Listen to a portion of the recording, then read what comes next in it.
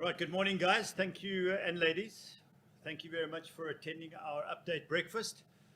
Hopefully it's going to be an interesting journey, as this digital journey has been for all of us. And today we're going to be doing various things. But prior to me actually doing that, first of all, I'd like to welcome the guys online as well. We decided a week ago or 10 days ago, to throw this globally, and that's why Christian came in. And we're making it an Adroit 11, well, an Adroit plus a MAPS update. And MAPS, as you know, stands for Mitsubishi Adroit Process Suite, and that's what is sold in Europe through the European channels. So welcome to our European partners and their partners. So hopefully you're going to find something interesting going on today. I'd also like to thank all my staff for the huge effort that they put in to make this happen. It doesn't just happen simply. There's a lot of effort that goes into these things. And John, the marketing team, the dev team, Jay, thanks for your time, and the various people within the organization. But I think most of all, I'd like to thank you, our customers, for coming today. So let's do the introduction. Let's get it going. It's about the digital journey. And to give you some idea of the cloud space, and it's a really important part of the automation landscape, if you want to, these days. You can see that the cloud leaders are people like Amazon by quite a long way in terms of infrastructure and cloud market per se. Azure, Google Cloud, Alibaba, and the rest fold quite quickly. So there's some real gorillas in there, and it is growing massively. The infrastructure business alone in Q2 23 was worth $65 billion. $65 billion. Just infrastructure. It's not software, just infrastructure, guys, putting machines on the cloud and actually using them for data and other work. Okay. Those are the breakdowns. If you look at infrastructure as a service, software as a service, and platform as a service, and you can see that in it's growing. We are here. Does this work? It doesn't. No. But 2023 worth $600 odd billion, growing over the next 11 years or so, or 9 years, to over that'll be $2 trillion. That's a lot of money going into cloud. So I think there are huge markets available and huge opportunities in this market. All right, so the cloud computing industry is undergoing significant progress. It really is. If you look at the money being spent by the giants, what they call the hyperscalers, it's a massive opportunity. And Gartner predicts that by 2026, 75% of organizations will adopt a digital transformation strategy. So that's 3 years' time. So, and if you're not, certainly our larger customers are all on this journey already. But this, I think the technology is opening that market to the smaller guys who can take advantage of it as well. You don't have to be the large guys. I think that's the ubiquity of the market, and the ease at which you can access and use and gain advantage from the technology is getting to the point, and we'll show you that today, that you don't have to employ data scientists. You don't have to employ and code a lot of stuff these days. And I think that's a massive advantage from a point of view of leveraging the stuff. So I've always used Russell Ackoff in various presentations. In fact, I used this when we launched the Adroit alarm and the analytics stuff that we do. And if you look at, we all drew this pyramid. We use it quite glibly. But he was the first guy to have defined what those levels actually mean in terms of trying to decide where you are within an organization. And if you look at it, we are still sitting down here and have been for the last 20 years. So if you look at it, traditional, even MIS, MES, you are getting to the point where you can query databases now and find out what's who, what, when, and how many. Who was online at that point in time when we tripped the plant 6 times? Those are fairly standard queries that you can get out of a database, but that's really where we've been stuck for a long time. And I think I'm certainly seeing that with AI and the digital transformation and the technologies available, we can get up there very quickly. It really is opening that. We've been stuck here for a long time. You're going to see that can accelerate with ML, AI, etc. And if you go back to his model where he says that every layer you go up, the next layer is worth 10 times the value of the previous layer. So data is worth 1, information is worth 10, knowledge is worth 10 times 10. And if you do that math, and even I can do it, you can see that if you can go up to as far as wisdom, that that the value of the data then becomes 10,000 times the value. So it certainly is a, if you're not exploring this, you're either going to get left behind. Is it going to make a difference to manufacturing? Certainly. But at the end of the day, I gave a talk to, at the SIMC the other day, or MISA, I should say. Manufacturing is manufacturing. It's converting raw material with humans and machines into something that is useful at the lowest cost, at the best quality, at the right quality. That's all it is. And that's dealt very well with lean practices. But if you're looking for that next step, and that's why I keep telling people, if you're not doing that, it's no use doing a digital transformation strategy if you're not a lean manufacturing practice already. So that's quite important. But this will allow you to access that extra value sitting in the data going forward. Right, so that's the introduction. Again, thank you. I'm going to hand over to Jason, who's going to come and tell us about what's on the roadmap for Adroit 11 and Maps 5.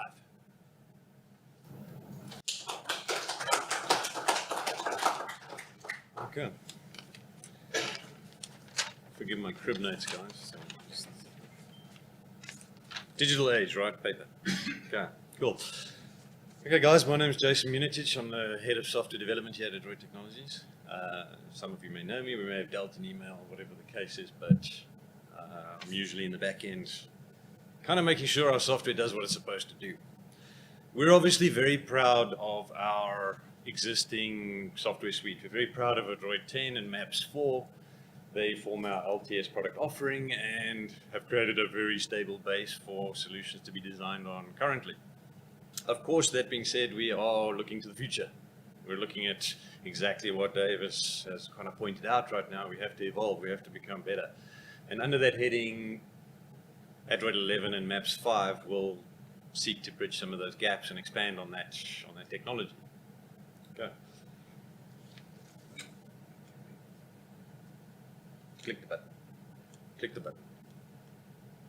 No? Click that button. How about that button? Cool. All right. Sort of know what I'm doing some of the time, so don't worry about it. Cool. All right, guys. So the headlines obviously are 64-bit architecture. Okay. Adroit maps have been 32-bit software applications for the longest time, but the standard for operating systems migrated to 64-bit a long time ago. This is just the natural progression. We didn't really see the need to migrate without proper planning and proper incentive. Okay. We chose to now for version 11 and Maps 5, ultimately to become the new standard. Health service will be part of this equation. I'll explain how the Adroit Health Service is, and the Edge Gateway. Again, further explanation. Okay, 64-bit architecture. Like I said, it's been around and it is the standard for a long time. It has been the standard for a long time. But what does it really give us? What does 64-bit actually enable us to do and help us with? As an example, and I want to spot around the room how many people spot the mistake right up front, but I'll get there. Okay, as an example, a 32-bit number is a certain size and a 64-bit number is a certain size. That number over there is not a 32-bit integer, that is a 16-bit integer, and that was me coming up with a number while I was tired. So just please forgive me on that one. I do develop our software and I don't do that in our software. Okay, all right. It's a 32-bit number is around about a 4.2 billion in scale. Okay. 64-bit integer, as you can see, is, well, I'm not going to try and read that. Okay, I don't know what the hell that number is. It's massive. Okay, it gives us enormous capacity over and above what 32-bit does. Okay. Ultimately, it gives us access to more resources. That's kind of the key here. In a 32-bit system, you have access to a finite amount of resources. The most obvious of that is memory. 32-bit applications are limited in the scope of memory that they can use. 64-bit applications are, near as makes no difference, unlimited. Okay, it's practically unlimited in the space of what we're doing. We're seeing massive growth in the solutions that are being provided or being done by us, done by our customers, and we need to expand. We need more memory. We need more resources for these systems. This allows us also to expand on certain internal constructs. You know, internal to our own software, we have limitations. There are limits on slot sizes. There are limits on tag naming, for example. And these are things that we can expand upon and ultimately cure a few bugbears. The tag name length is a simple but obvious bugbear that many people have had. They want longer tag names. Okay, we're limited to 32 characters at the moment. In line with bigger and growing systems, it's not enough. We need to expand. A little bit of a niche requirement is the ability for us to natively support 64-bit integers. Okay.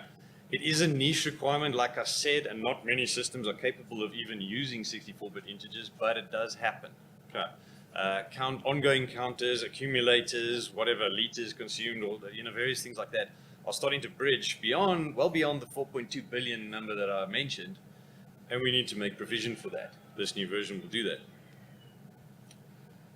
Okay, 64-bit application compatibility. Now, external applications, third-party applications, as well as applications provided by us, are bound by the architecture of our software. If you want to connect to our software, you need to make a 32-bit application to do so. This has plagued third-party guys wanting to do their own applications, their own client applications, but it also hinders us. We provide, for example, the Excel add-in, which is a very well received and very well used tool, but it forces you as users to use 32-bit Office. That is non-standard.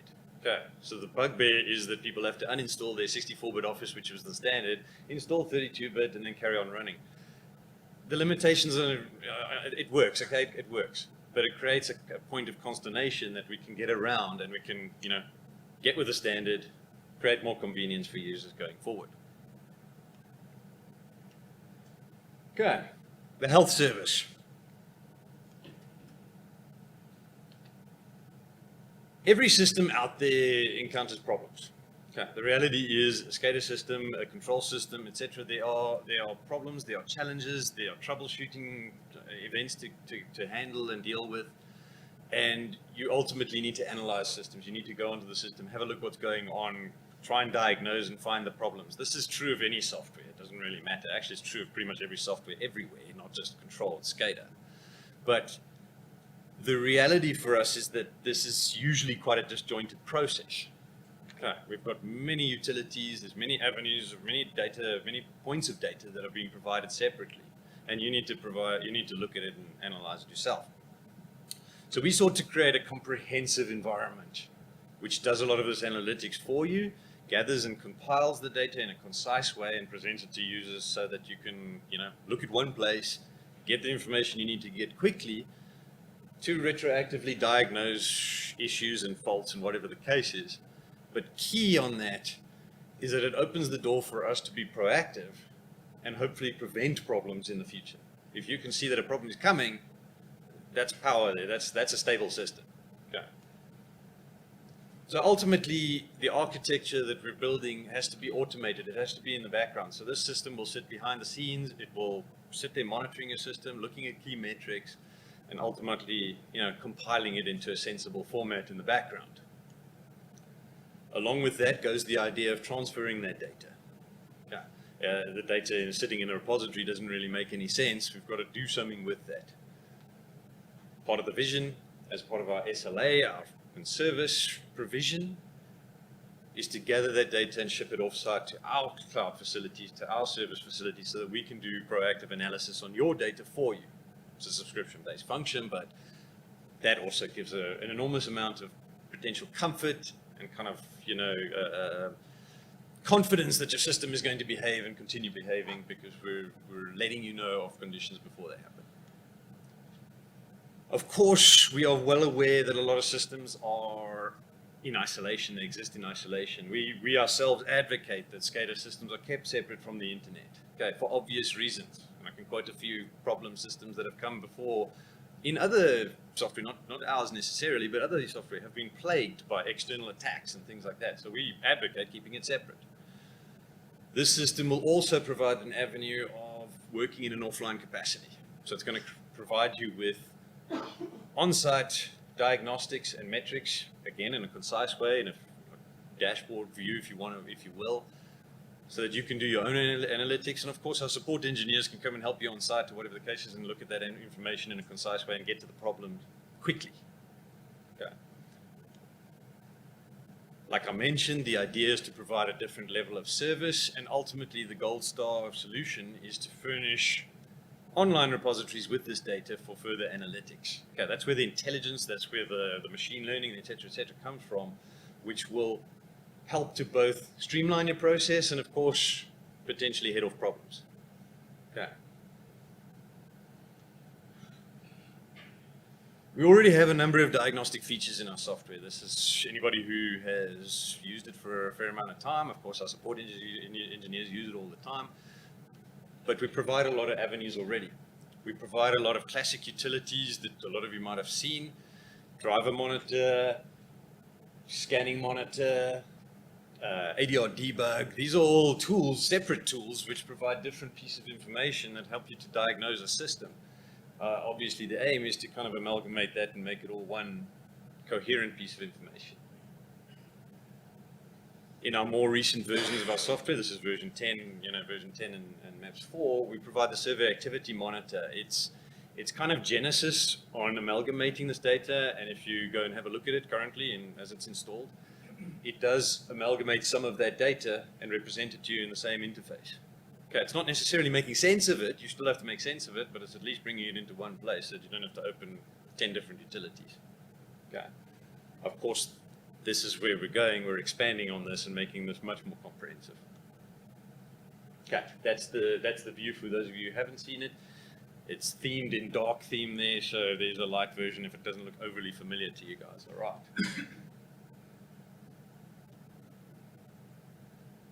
Okay, event log. Obviously, applications since the dawn of the Windows environment have been logging information to the system event log, the Windows event log. We do the same, and of course we use this as diagnostics from in a support capacity. We use it all the time. This is going to remain a key piece of information, but of course, or a key source of information rather. But we of course are going to process, analyze, and make sense of the data that's in the event log. Windows also provides a lot of built-in diagnostics. Pretty much every time I sit in front of a system that is quote-unquote not behaving, I'll look at Task Manager, I'll look at Performance Monitor, I'll look at the diagnostic counter, see, okay, what is happening? CPU use, memory usage, network analytics, all that sort of thing will come into play in trying to understand what's happening to a system. Because we don't exist in isolation. The system itself, the environment itself, plays a key role in understanding a problem or whatever the case is. We are beholden to the architecture we run on. This is true for any system. Of course, there's some subjective analysis which creeps into the fray. I look at a system, I look at it differently, I analyze it differently, and Dave will analyze it differently. Everybody here will analyze their own systems differently. Okay. We're trying to take out some of the subjectivity in the system by taking known quantities that we've got through literally over 100 years of experience, just in, and I mean this literally, just in our dev team, we've got over 100 years of experience between us. And we're trying to understand and say, cool, how can we present this information that I would just intuitively know? Okay, I intuitively know something's going on. I want to present that to the user so that it takes the subjectivity out of the equation. Okay. That's what the system is supposed to do. That's the end goal, the vision of this health monitoring system. Okay. Here's just a snapshot of some prototype dashboarding. Ultimately, Windows, or Microsoft rather, provides System Center as a foundation for diagnostic tools. So what we've also envisaged is, cool, we can tack into this and become a plug-in to Microsoft's own software suite and provide our diagnostics alongside Microsoft's own, alongside their diagnostics, and give you a familiar view, and ultimately a view that, for example, IT professionals, which however many of you guys are involved in the IT equation, but there's always some kickback and some little bit of loggerheads with IT and whatnot. This makes it much friendlier to everybody concerned. Okay. So this is part of the vision going forward. That brings us to Edge Gateway. Okay, the term edge. Okay, it is misused, it's misinterpreted, it's misunderstood. It just is. Okay, edge in a nutshell is exactly like what that quote says. It's processing data close to source. That is more or less the comprehensive, overly simplified definition of edge. Okay.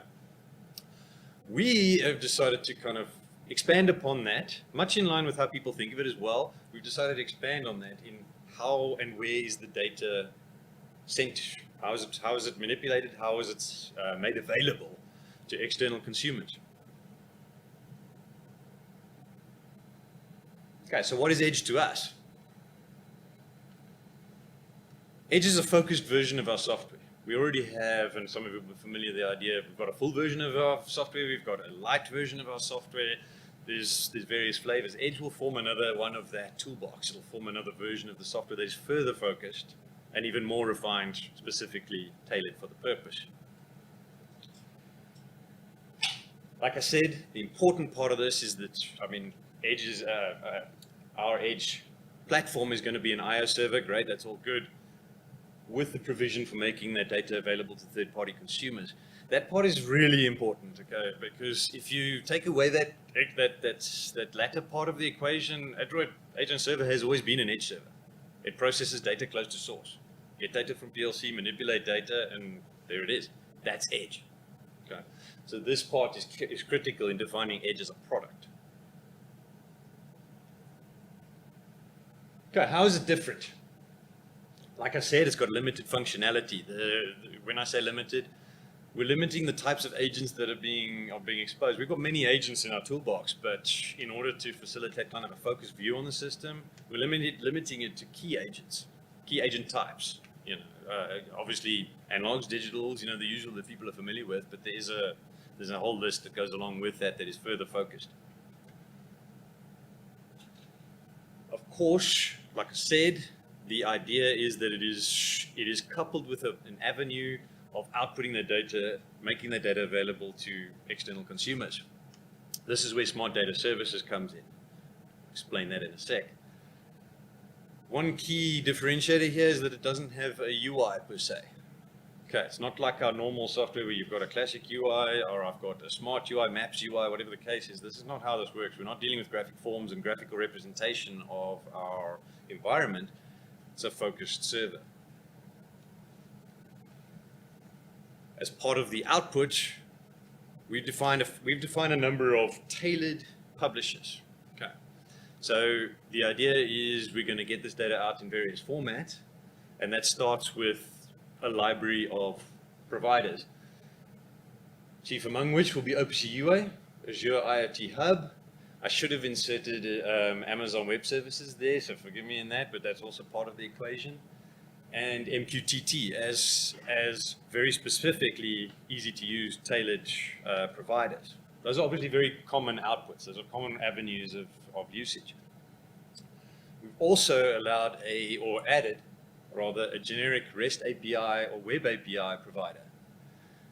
That opens many, many doors. Okay, anybody who's sort of worked in the cloud space or looked at the cloud space, everything's a REST API, everything's a Web API. It's a web endpoint and that sort of thing. So what this does is it allows us to tailor it on the fly to different providers out in the world by adhering to REST and Web API standards.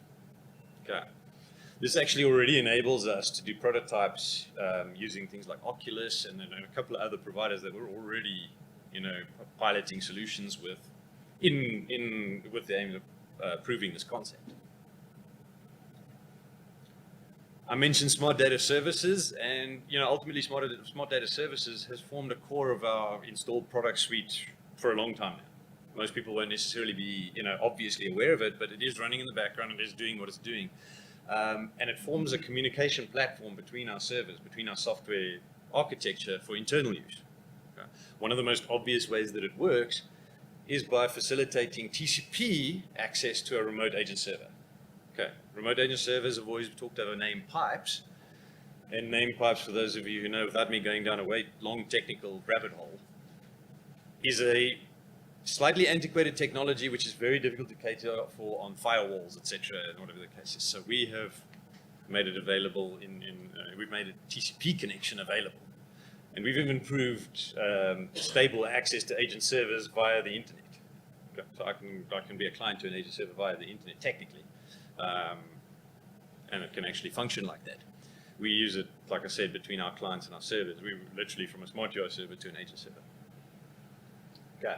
We rapidly started seeing that there was a lot of potential for this architecture to furnish other requirements. Okay, we said, okay, cool, we've got this data, we've got this communication mechanism, what else can we do with it? And of course, that factored straight into the edge requirement that said, all right, make that data available externally to external providers. And that's exactly where this comes in. Smart data services will be the platform to furnish this data out into the rest of the required realms. All right. We created a plugin architecture to do this. We created something that essentially allows us to expand and add modules to the system really quickly and really easily without rewriting all the software. But like I said, the standard plugins we plan on shipping on day one cater for a lot. They really, really do cater for a lot. Okay. As part of that, I mentioned OPC UA, and OPC UA is, while it's not technically an external provider, it is itself its own server, which furnishes other clients. So part of this offering, part of the edge requirement, was for us to provide our own OPC UA server. Okay. OPC UA is a standard, it's a well-known standard, it's adhered to by many software packages, and a lot of other skaters in the world pretty much default or defer entirely to OPC UA as their input for data representation. As a weird convoluted spin-off, it actually allows Adroit Edge to act as a IO server to other skaters. Just wrap your head around that. It's a bit weird, but it's true. Technically speaking, at the moment, you would go to something like Kepware, and you would use Kepware. But Kepware has become a slightly difficult concept now because of them being bought out and used internally by other providers, blah, blah. Whatever, long story short, Kepware is not as easily available. This actually opens up a whole different market. Okay. I did mention that there's no UI per se, or no known UI, and the reality is, yeah, we still need a way for people to configure this system. So we said, all right, let's create a brand new flow-based configuration mechanism to this whole thing. Something that will be intuitive to new users to the system, guys who are not familiar with Adroit, but also something that just works for users who are very well familiar with Adroit. Okay. In concept, when you are designing a system like this, you're starting with a device. I have a physical device. I want to get data off that device and I want to put it somewhere. So we decided, cool, let's make the flow work that way. Define your device, define your points of I/O, and publish those points of I/O to endpoints wherever you need them to be. Let's say in Azure IoT Hub. So that's how the flow is going to work in this very simplified environment. It still allows for quite comprehensive configuration, for the advanced users and guys who want to get more out of the system. But for a user who just wants to get a point of data quickly into the cloud, this is going to work really fast and really seamlessly. Okay, what else will it do for us? Or ultimately for you, the customer, etc. These days, it's becoming more and more prevalent for people to not want to host their own infrastructure or to limit their hosted infrastructure on site. Okay, so we're getting customers coming to us wanting us to host agent servers. That's all good and well, but how do you get data from site to an agent server in the cloud? That's a very difficult question to answer, and currently it's not really possible for a lot of avenues. This allows us to do this, okay, because Edge, as a very small, very limited server on site with very little management, will bridge this gap. It will get the data from the devices on site and make it available to the cloud provider, ultimately to us in a hosting capacity, or if you wanted to host your agent server yourself in your own cloud subscription, in your own environment. key in there, and I made it bold, but security is key over there. Okay, because obviously there's always a question in people's head, like, okay, how do we do this on a securely? Is my data ever going to be compromised? Is the screen going to go off? So, you know, this is important because security is important, and what we're doing here conforms to the highest levels of security going forward. This is very important for us, and of course, that's what this is going to do. This also allows for expansion. A lot of you, I did mention, a lot of you guys have got systems that are kind of separated from the internet. They're not online, they're not connected. This allows us to do this. Okay, keep your system secure and safe behind your firewalls, etc.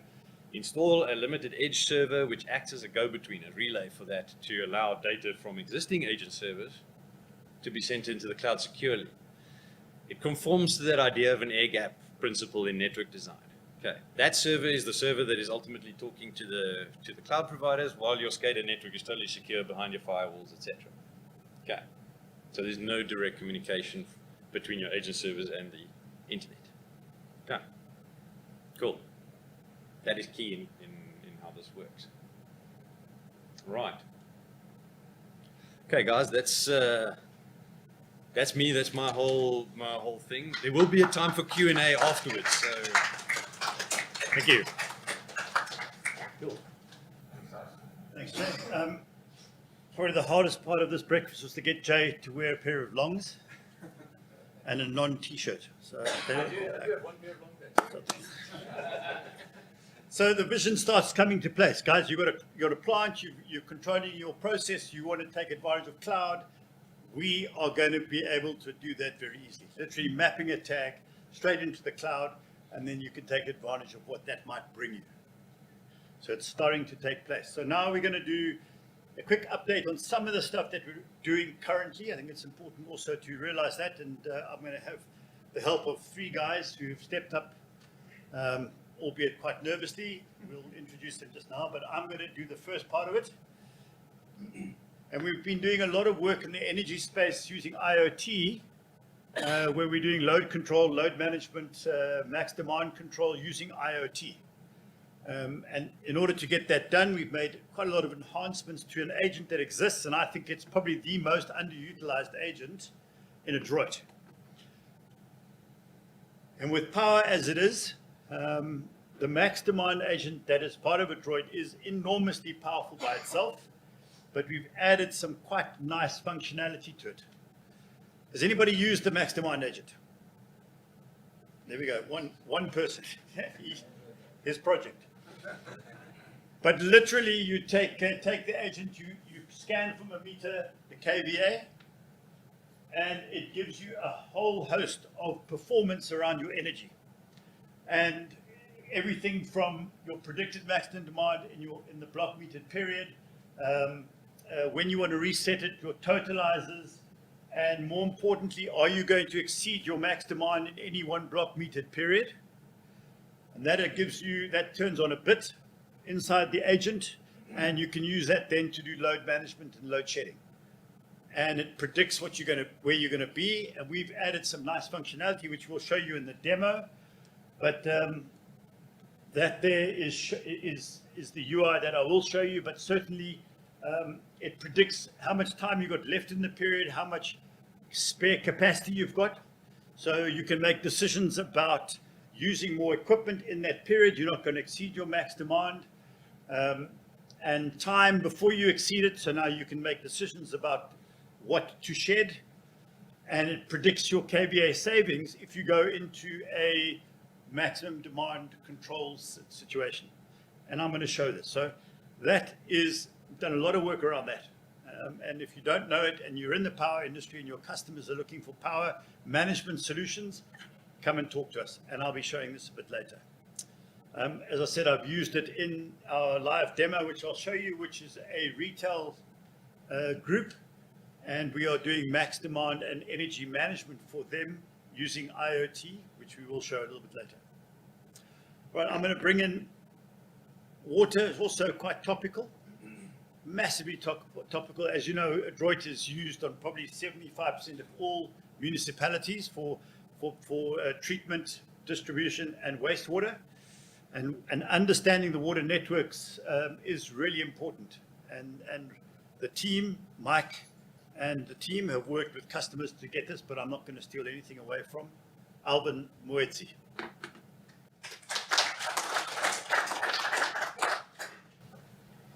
Good morning, guys. My name is Alvin.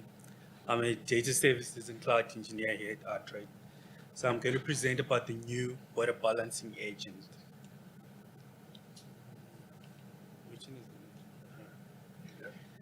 Okay, so this agent has been designed to audit the amount of water we're pumping into, to audit the water we're pumping into a water distribution network. So in essence, we are monitoring inflows, outflows, and volume change over a period of time to detect any losses or to determine any gains we're having in the water network. So the first step in doing this is to carry out what we call a reservoir balance process. A reservoir balance or process balance. So all the calculations here follow the law of water balance, which states that inflows of water into a system or an area are equal to outflows plus the volume change in a storage unit over a certain time interval. So we've built in this water balancing agent a flow meter converter. So this enables us to take any flow meters bringing in data in different units of measurement. So say some people measure their water in megaliters per day, some measure in kiloliters per hour. So it just standardizes everything so that the calculations become easy. So the next step is we now calculate the volumes being brought into the reservoir. So there are two common types of flow meters used in the water industry. So the first one is an instantaneous flow meter, which changes every time. Then the next one is a flow totalizer, which just increases all the time. It's a counter which just increases all the time. So for the instantaneous flow meter, we've got mathematical integration inbuilt in the water balancing agent, which calculate the volume of water consumed within a certain time period. For the counter, for the flow totalizer, we calculate deltas within a certain time period. So the next step is that we also accommodate multiple inflows and outflows for certain reservoirs.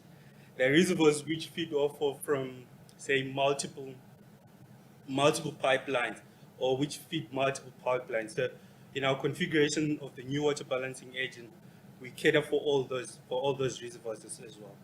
So we also have, like any other Adroit agent, we have process alarms.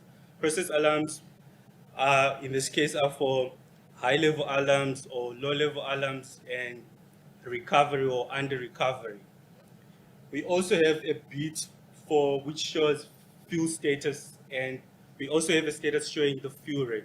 So this indicates whether our reservoirs are filling up or the levels are dropping, so to alert us to act on it. So as you can see on the far right, this shows the simple configuration of the water balancing agent. So you enter in the dimensions of the reservoir, the inflow tags, the outflow tags, the level tags, and the agent just does all the calculations for you. So when you get all the statistics indicated in gray, it helps us on the next step now where we do demand management. So just like the max demand agent, which was described earlier on, this agent follows a similar working model. Is that we have a full cycle, which is a full day, which is regarded as a cycle, and it's broken down into block periods. So now we can quantify the amount of water used per block period. So this enables us now to track demands and recovery rates of a reservoir, and it helps us now to do demand management in the sense that we know the times, or we know the time periods which we consume the most water. So it brings us a solution in that we will be able to plan our pumping cycles. Now we can be able to choose the times where electricity is least expensive, and we can pump in during those time periods. So the statistics which come in this agent are stuff like the demand, the maximum demand, recovery rates, and process alarms. So the next is that the next step is that we log all this data, then we create reports like this one, or this one being shown here. So for this report, it shows that we're able to account for 84% of the water. So there's obviously losses in the system, and we initiated an investigation, or we have to find out why we're losing water. This might be resort to leaks or faulty instruments in our network. So this agent has been built in collaboration with customers in the water industry, and we've piloted it at Joburg Water, and we've installed it at Umgeni Water. So in addition, we've also been working on a machine learning algorithm which can predict or forecast the water demand based on the historical data which we've collected so far. So in closing, I'd say this agent is assisting our customers to proactively manage the water networks in real time. Thank you.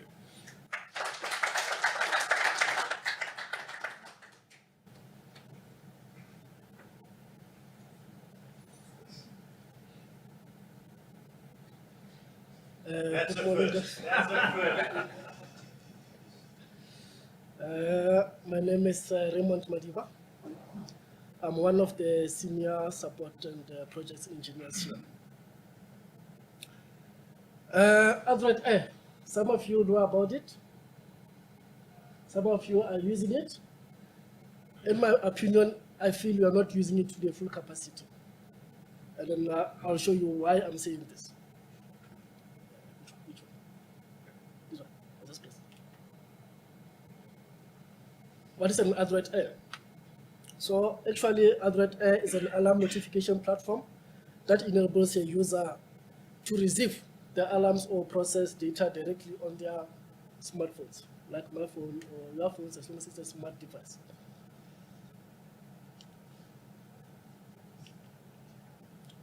Okay, initial setup. How do we do this? How do I get the Adroit Air? Very important. On our website, Adroit website, under our downloads, we do have Adroit Air data source that you can download, and you're gonna install it on your agent server or smart UI server where it's running. Once that is installed, the good thing is if you install that, it also gives you the quick start guide on how you're gonna do that. So what is important, you're gonna register with your email, and then how do you go back to this one? I just want to go back to the previous slides.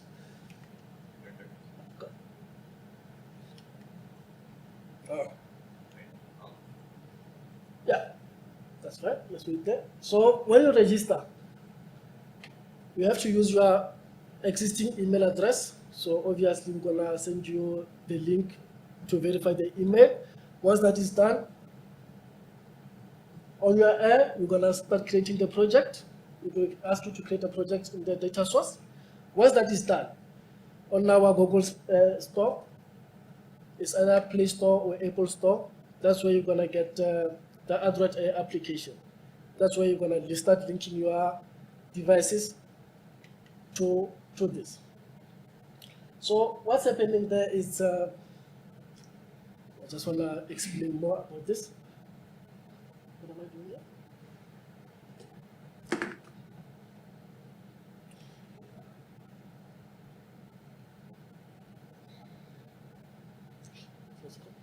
Correct. So what's happening is with Adroit Air, very important, the thing that you need to consider, it needs internet. So your agent server, when the smart UI server is running, you must have internet because it's a web push notification. If you don't have that, like other customers where they don't want to have internet on their agent server, you can have a different machine. Install Adroit there, and then you add, the next part about Adroit is you can add a data source from another server to that server where there's internet, and you configure your Adroit on that one.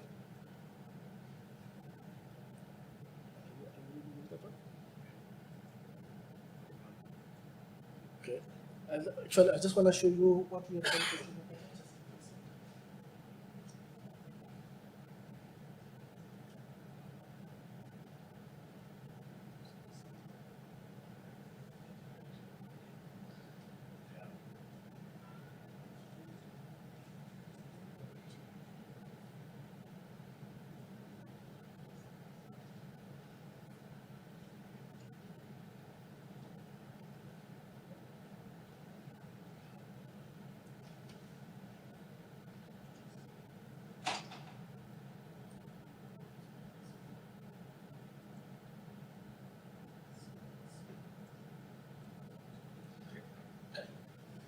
So I've asked Jupyter if I can demo what we have done for them on Adroit Air. So what's happening there is, as I said with Adroit Air, we have different things there. We have the alarms, we have the process data, and we have the text messages. So normally on your on setup, you can set up who's supposed to receive certain alarms. So you can set the way you want. I have different users, the ones that can receive critical alarms, the way you want it, the way you prioritize them. Then you can set them the way you want them to do.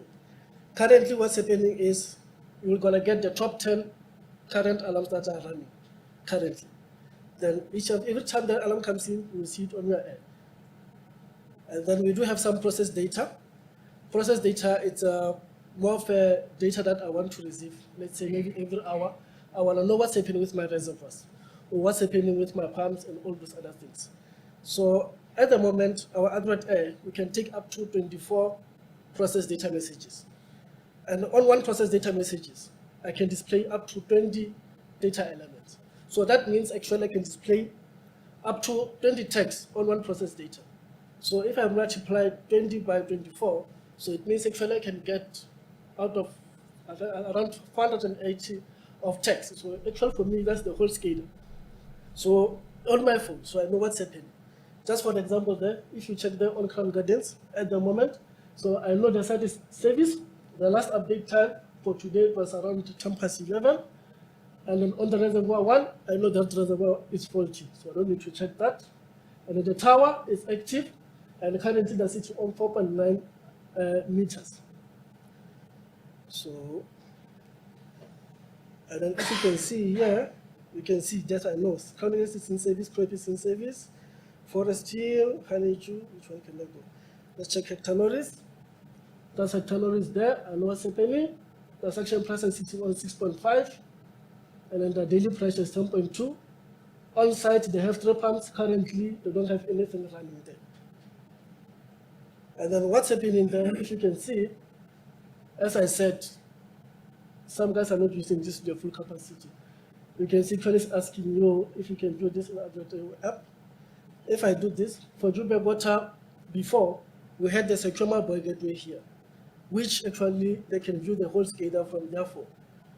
So other people, they prefer Adroit performance in web, which are the widgets. They can view whatever that they want to view from there. It's fine. And then we decided with Jupyter, they said, look, we don't want the whole management to see our whole SCADA. Why don't we create the pages for each region so that we can just publish those ones? So if you check, so we're publishing the results on that one. I just want to go to the JSB Central. I can rotate. Is it rotate? Rotate. I can double click on that. I can zoom in. If you check there, that's what Jupyter currently is monitoring at. That's what they're monitoring at Jupyter Central. So already for Jupyter, I know if I see orange, then I know the site is out of service. So you can check, you don't see there. The last update time that was that. There is electricity there. The bill is sitting on 3.71. Some of them are out of service. You can see the bills are not all right there. On that. And that's why they have a couple of things there. If you check, number of pumps, which ones are running, green shows is running. So this is a very nice tool. Actually, for me, I can have the whole SCADA on my phone, and then I'll take any questions later, and then I can show you how this thing works, and then how to configure it and everything. Thanks, guys.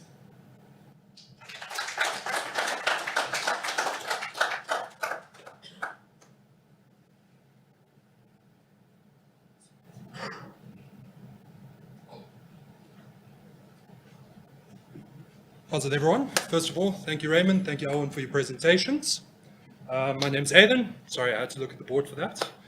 I've been asked to keep this short and sweet. I'm going to be talking about MQTT today, how to set it up, and the ease of use within Adroit. So what is MQTT? Message Queuing Telemetry Transport. What does that mean? It means that it's based off a subscribe and publish topic. So what that means is you can read a message from the device, or you can send a message to the device. If you want to do purely monitoring, you want to monitor energy, or you want to do control, you want to turn a light on, connect a relay, whatever you want. Can I have a show of hands? Who knows what IoT is? Okay, so everyone knows IoT. Who knows what MQTT is? Who's heard it before, other than Peter and Frank? Okay, so there's a lot of use for MQTT in our industry right now. Some of the pros of it: ease of use, the fact that it's scalable. I can put down one device today. Tomorrow I can walk in with 100, I can install 100 more, no problem. In terms of the distribution of information, so easy. Set up a broker, bring it into any platform, whether it's a report, whether it's a SCADA, whether it's my phone, an app. It's the easiest thing in the world to set up, and that's what I'm going to show you today, how we bring it in. We're going to be using a device kindly provided by Peter Pino from Informed Decisions and developed by Frank, sitting nicely in the front here. And we're going to show you how we're going to be bringing it into Adroit today. So I've just made a short little video of how easy it is. I think it's 1.5 minutes, 2 minutes, depending on how much I plan to talk. But right now we're busy sitting in our Adroit Smart UI editor. We're going to go to setting up the server and the agent configuration, driver configuration, and this is where you're going to see our list of drivers. Modbus, OPC, Siemens, anything. And today we're going to be looking at the MQTT driver. So over here, we've got 2 devices already set up, which will connect to our broker. We've got our SPA, which we're going to open. As much as this may look intimidating with all of this information, this is all provided by your broker. From your host IP, your port, your security, your usernames, all of that's provided to you by your broker. You copy and paste it in there, and all your job's done at the end of the day. We're going to be jumping across to our Adroit Designer and open up our configurator. This is where we're going to be looking at our IoT agent. You guys want to be able to see your data. You want it in individual slots instead of looking at a long JSON packet. So what I'm going to do now, I'm going to open up my IoT agent. I've got a list here for all of our different devices. The one we're going to be using today is a Type 12 device. 2 relay, door sensor, and a temperature monitor. We will go into the different devices on our RAMS demo later. So I'm creating one now, just a temporary agent, Joburg demo. Always describe your agents, otherwise you get lost like me. And we'll create an IoT agent. Once it's created, you'll see it's blank. We've got a whole bunch of empty slots.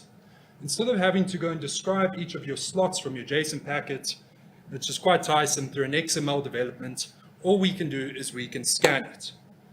Our lovely devs like Jay and Mike Lemoose have developed the agent so that it will automatically unpack the JSON packet. So what we're going to do here is we're busy scanning the agent. This is your connection string. So we have it Adroit head office. That's the full connection string. And then I'll show you the direct device ID that's associated with this device over here. So what we need to do, scan and wait for it to load. So the second we get a message through, so if you've got, let's say, a device that reports every hour, every 2 seconds, every 10 seconds, as soon as you get that first message in, it will load into your IoT agent. I hope I timed this video right. So we're going to click refresh maybe once or twice, and then all of our data will populate in its slots. From there, well, let's just wait for it quickly. It should be, there we go. Awesome. And there's everything that you can get from that device. We've got longitude, latitude, transaction time, all of our different relay channels, the temperatures, everything coming in quite nicely from the device. That took me 1.5 minutes. You can bulk add these, you can do whatever you want at the end of the day. From there, you can scan it out to other agents using scanning, plug it into reports, analyze, do control. To your heart's content, that's how easy it is, and that's what MQTT is. Thank you, everyone.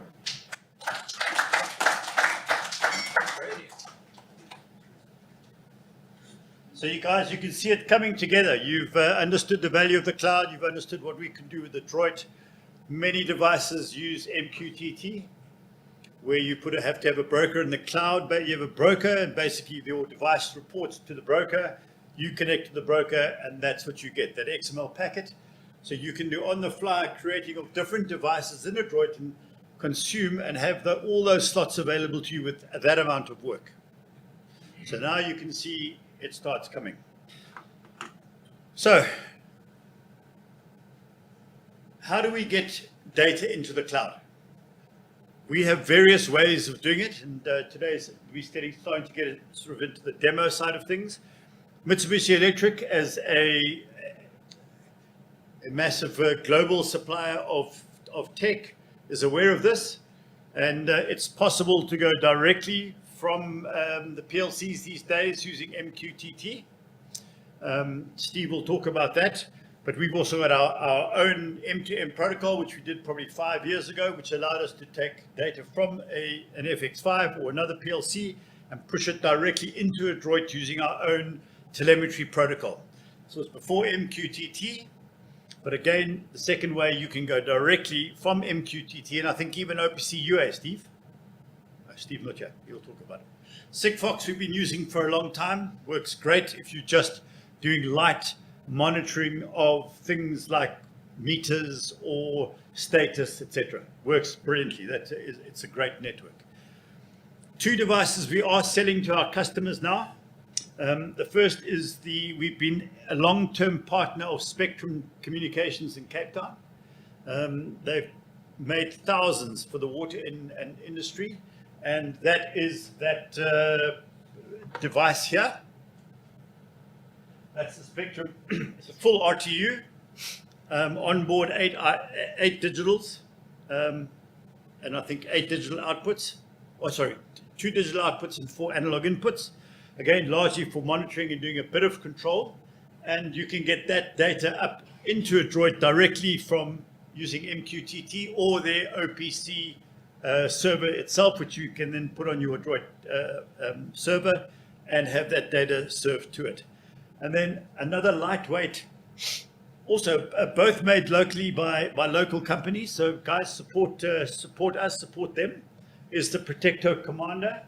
Its genesis actually came out of a pepper spray industry for protection, where they wanted to be able to detect someone breaking into a remote substation or a pump station, and the output would pepper spray into that area and get rid of the guys. So they then took that, we did a lot of development with them. They added serial comms to it now. So often people want to monitor generators. People want to monitor power meters. We've got a Modbus server on there. It can act as a client or I think as a master. And I believe we're not allowed to say master and slave anymore. Okay. I'm not going to get into that debate, but so you can talk directly from that little guy onto a generator, pick up direct I/O. It's got 2 inputs, 2 outputs, and it talks MQTT back to Adroit to a broker, in which you can then pick it up in the cloud or send it directly to the cloud.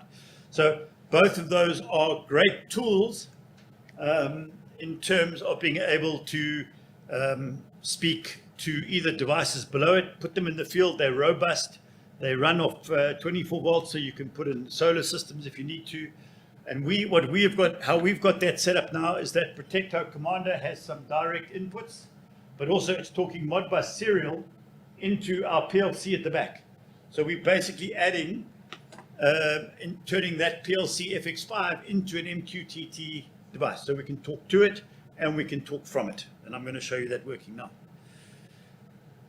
We got a launch, so we have a special, which we're launching these things. We will be selling them. We have them in stock at about 8,000 bucks for the Spectrum and 5,000 rand for the Protecto Commander.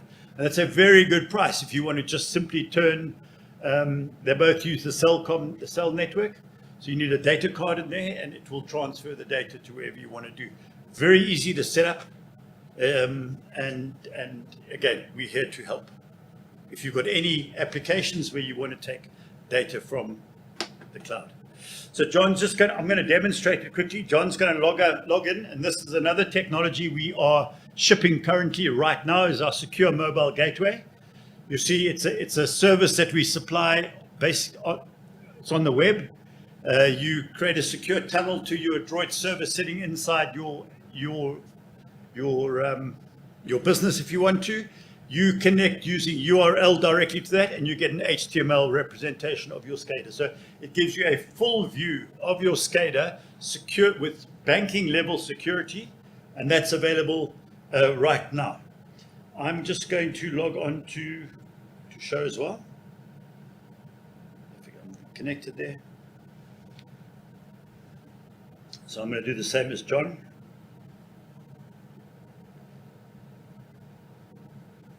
Second here, I'll just log on.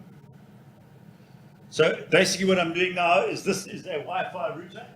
So I'm logging onto the local network called FX5 router, which is connected to that FX5.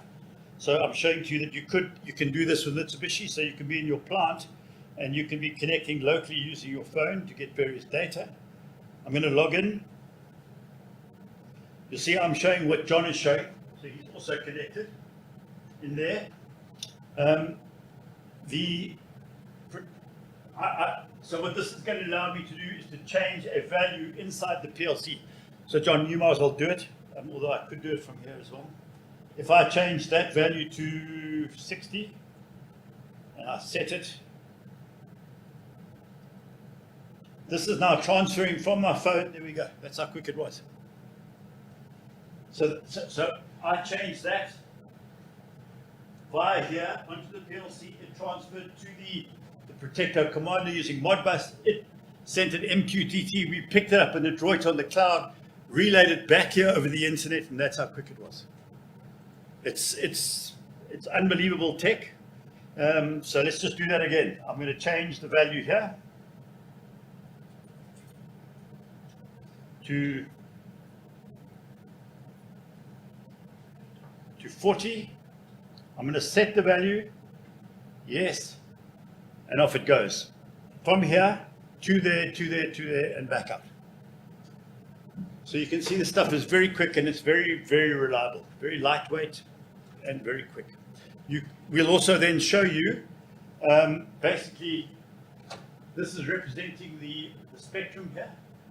I'm going to do the same with spectrum. I'm going to switch that digital output on. Let's throw the digital input on. You saw it coming on there. It's here already. There it is there. And likewise with the Spectra, with the Protector Commander, you'll see there's the input. This is the physical input to the device. Switch it on. Boom. It came up there. So that's going onto there. GPRS out to the broker. We pick it up and transfer it back to the SCADA and here back to here. So we have hardware to be able to do it. Okay. Let's flip it back to the.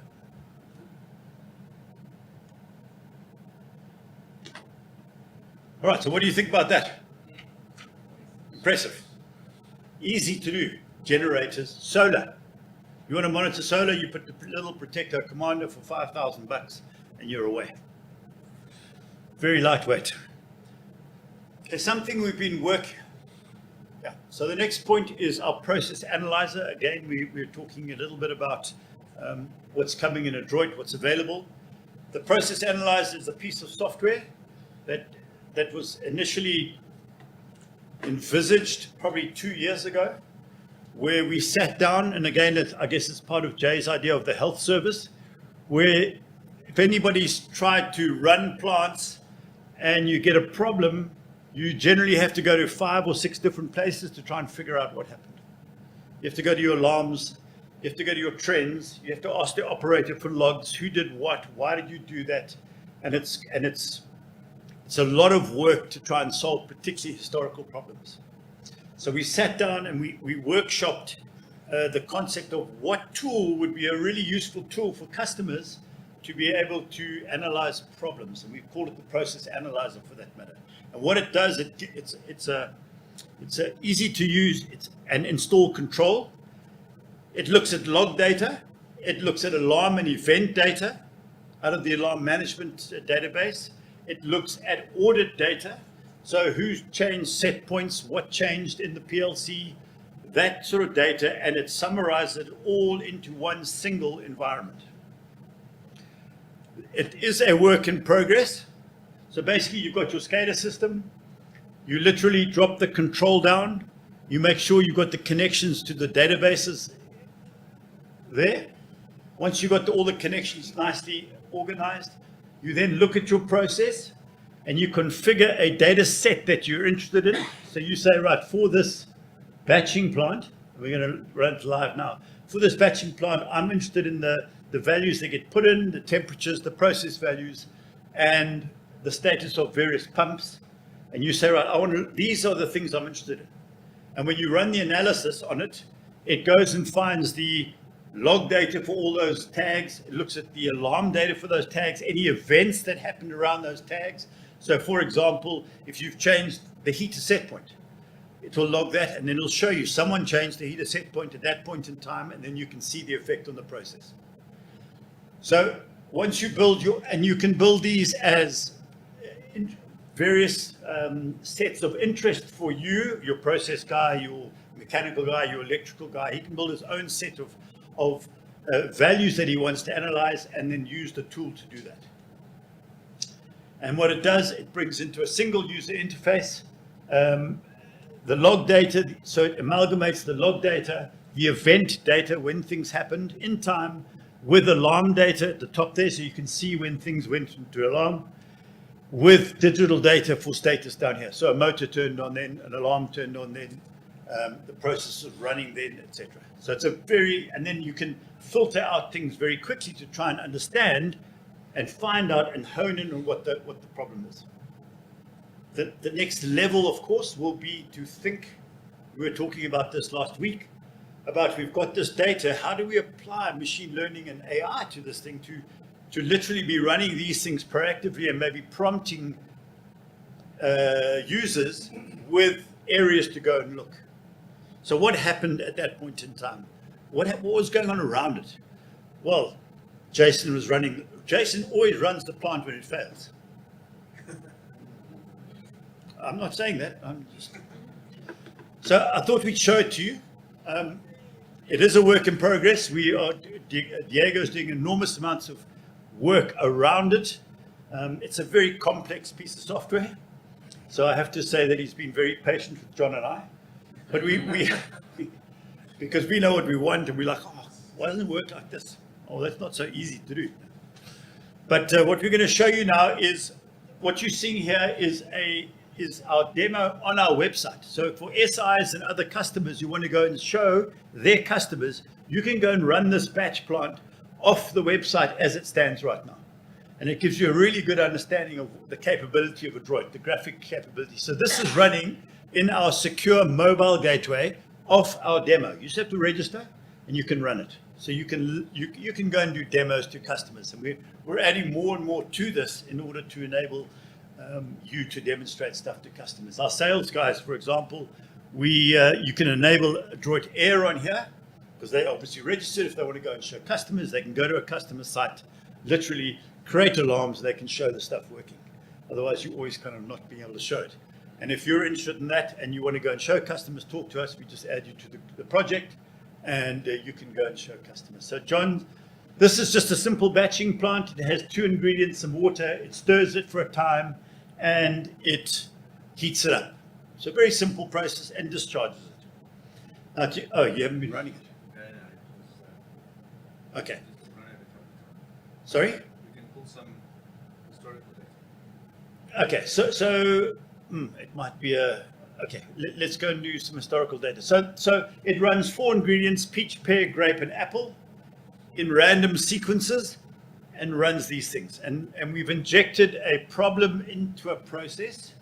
Normally you get alarms because we also use this for our training, for our alarm management software. So we create alarms in order to analyze them.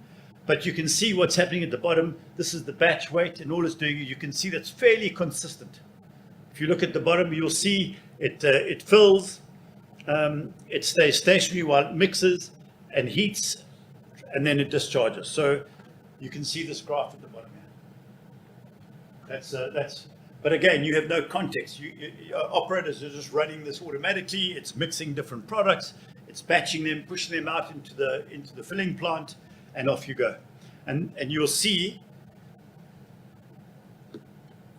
Okay, so John, we don't know when the problem's coming, so we'll just go to some history.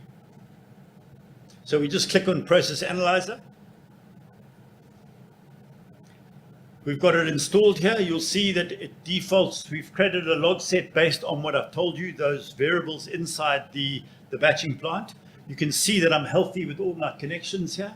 And John's just going to analyze the last probably 30 minutes. Or I don't know how long you've had data for. Okay, we'll try an hour.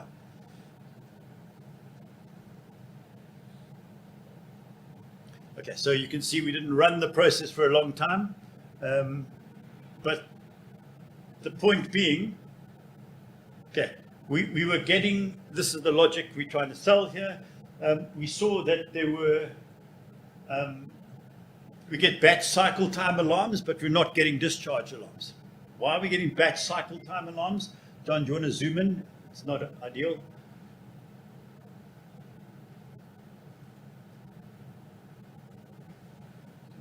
You have to press. Sorry, lots is going on. We didn't remember to run. We were supposed to be running this while we were talking. Maybe you go back, John, even.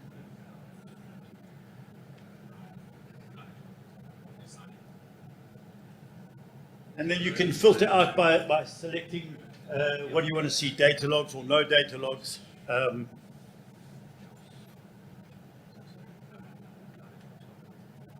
So, yeah, maybe go from 8 to 9.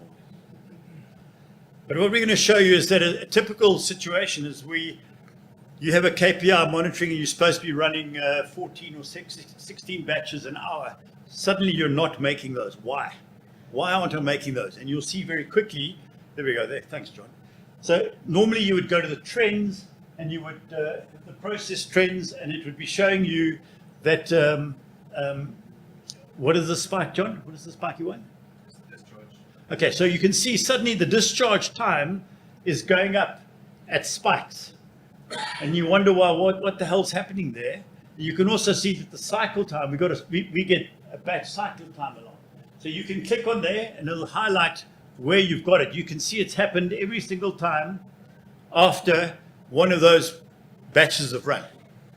So now you obviously sort of start thinking, well, what the hell's going on here? And at the bottom here, we're showing when we're running some product.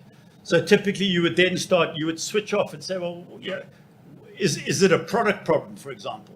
So you can then start switching off various trends that you want to see, and you'll very quickly see that in fact it's pair. When I'm running pair, you'll see that I'm getting the problem. Not when I'm running apple or peach. It's when I'm running pair. You can see it happens every single time. So obviously that's a problem, and I go in here and I think, well, why am I getting a discharge alarm? It's because, but I'm not getting the alarm itself here. There must be something wrong with the product. And typically that's when you would identify the problem, bring in the process guys, ask what happened. And in this scenario, all we have to do is heat up the temperature another 3 degrees, and then suddenly this goes away. Because it was obviously something with the ingredients that happened. And if John now just changed the ingredient or the heating cycle by up to 25, you would see that it will run through and in fact show you that those problems go away. So it's a comprehensive view. If you go back to the process analyzer, John. So you can then click through and see, this gives you the trends and the alarms. Then the next tab gives you the audits. So if did you change the temperature, John? So you can see in here that you've changed the value, and I've changed, someone changed, the admin changed the temperature, set point. And so again, it just gives you an idea that when I change the set point, maybe you can play with some stuff. That's when you influence the process itself. Okay, cool. That's fine. And if you run it now, you'll see that we won't have that problem. So you can see here the smart UI audit. Someone in the operator changed the heater set point at that time, and they changed it from 23 to 28 to 26. And then you'll see, in fact, the process has gone away. And that's when you would adjust your recipe or whatever you need to do to bring the process in line. So again, I think you can do lots with this. You can see the reasons and the notes in the database. You can show the chart labels. There's lots of stuff you can do. And you can save it to an image. So when you find a problem, you can just click Save to Image, take that, send it to your boss and say, listen, I think I found this problem. It's taking shape. We're going to run it on some customers, some real challenges, and let's see how they use it. And I think the most exciting thing is this next level where we apply some AI to this data in this context to try and find those sorts of problems without the guy even doing this analysis. Because it's all sitting here. And how do we do that? Not my problem. Apparently it's my problem. What do you think? Interesting. It's available now. If you want to go and play it and put it on your customer sites, I would say give us another month or so when we sort of round it around. But it will be available soon, and we are targeting Adroit 11 for next year for full release of this, and we'll just see where we go from there. Right, last little push before we hit a comfort break. So we've showed you a little bit about what the potential in the world is. We've showed you what we're doing in Adroit, where we're going with Adroit 11, all focused on trying to leverage this thing called the cloud and the tools available to in the cloud. We have, in the last 2 years, started a division called Digital Services. It's a spin-off out of our support department, and that's to focus our efforts on delivering digital transformation for customers. We still a lot of customers in the automation industry lag a little bit behind. So we are there to say, guys, we understand our technology, we can take this journey with you. And that is headed up by Hugo Pinar, who is with Johan. People have asked me why Johan is not here. He's on his way back from Brazil. It looks like one of our great global customers is Maxi on Wheels. And they were at a plant down in Brazil with Amazon. In fact, looking at part of us, we'll be their partner on their process plants to get real-time data into the cloud with their partner who does all the analytics. So they're actually on the way back from Brazil as we speak. So I'm going to talk just about what this business does. So digital services itself, which sits across in that building, sort of a bit of a crossover between support and dev, if you want to. And what they do is we've given them the products to sell. That's the secure mobile gateway, because it's sort of a lot of internet digital stuff. The Adroit Edge gateway would be going through them in terms of support, because it's a different level of support, certainly. We do standard reporting and analytics with Adroit in the cloud as we speak. We are actually using the Edge technology, albeit it's not finished. We like to eat our own food, if you want to, before we give it to customers to eat. So we are actually using the stuff. Configuration is manual, while these guys sort of get the UI side sorted out. They also do our own environmental management system. As you know, those in the mining industry, we've got a product, our EMS, which talks to all the different types of sensors. They also do the alarm management product. Everything that sits above Adroit, the SCADA intelligence, the edge devices will be available through them, and the IoT devices. And then from a services perspective, we are doing quite a lot of work in digital consulting. So a customer comes to us and said, help me get here. What are we going to do? What's the right way of approaching this? We can help them from that perspective, as well as implementations. A lot of some of the larger SIs and some smaller SIs have these skills and this technology capability, and we will then assist them themselves. So we work with partners and directly with customers around implementing this. And then they obviously do reporting solutions, AMA and OEE type stuff. So their job is really to take production and real-time data into the cloud, so machines to the edge and beyond, if you want to. So to let you know, we will be, the Edge Gateway is a licensed product.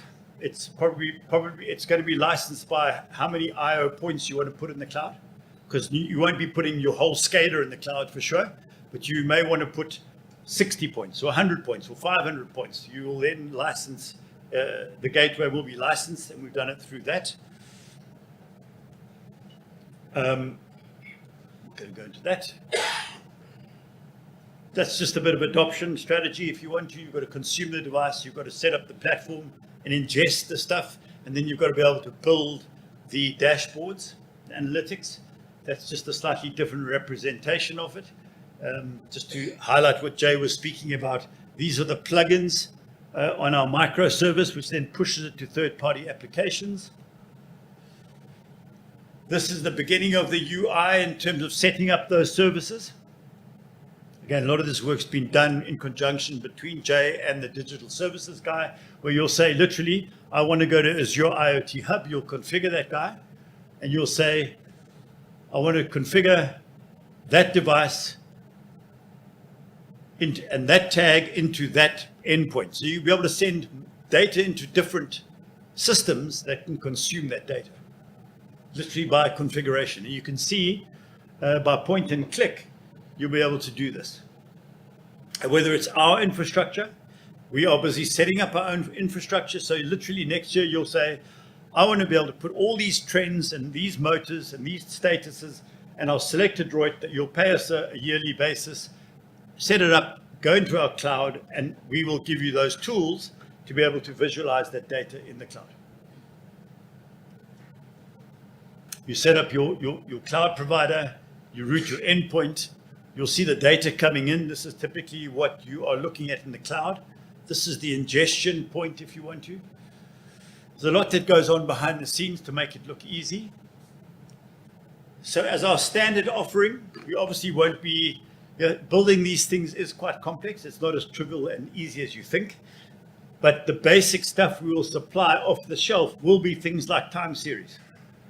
And to be able to put a motor status on, for example, and see how many times that's turned on, turned off, get some basic reporting going.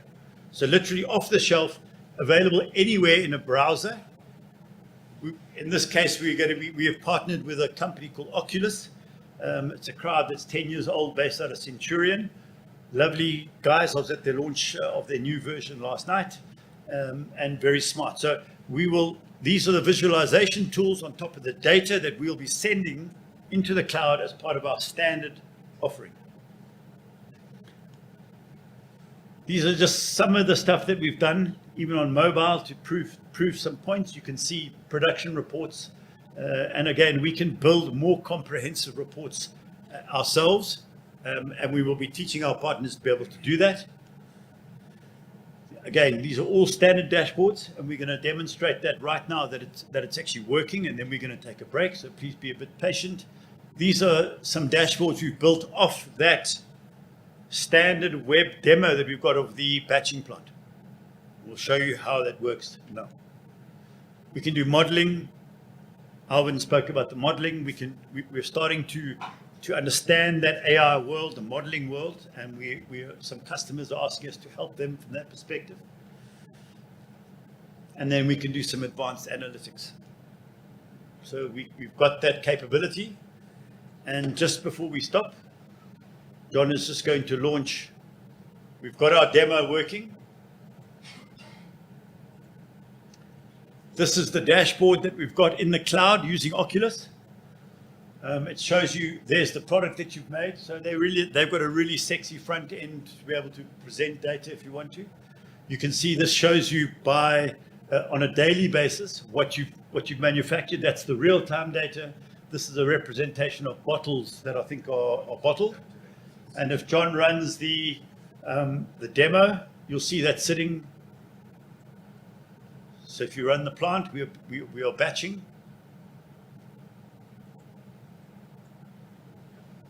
So you can see that we are batching now. We'll just complete one. I think we're also filling. So there we complete the batch, and then we'll start the batch again. So it just cycles through this. And if you refresh that, which is the one you're going to see, John? So it's now 271. So at the end of that batch, we're using our edge gateway, pushing the data into the cloud, and we are reporting off this. And typically this is not real time. You want to, these are for dashboards, so you're refreshing these every couple of minutes, or and you can see it. We went to 271, but it's pretty instantaneous. So the cloud itself is, you saw how quick that MQTT was.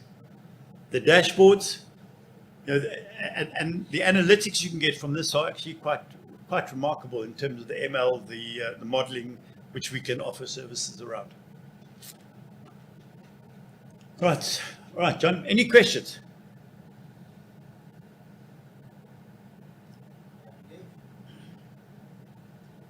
That setup has been tested for building management systems. The final presentation is on a building management system, and I'll show it to you. All right, so let's take a comfort break, guys. I'm sure you want to stretch, have a smoke, whatever you want to do, have a tequila. We're back in 10 minutes.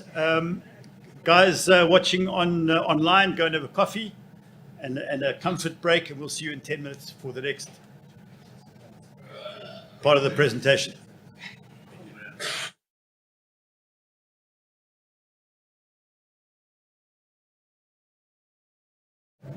The potential of the digital business, how we get there, what products we use, update on the sort of how we're applying that in some of our SCADA.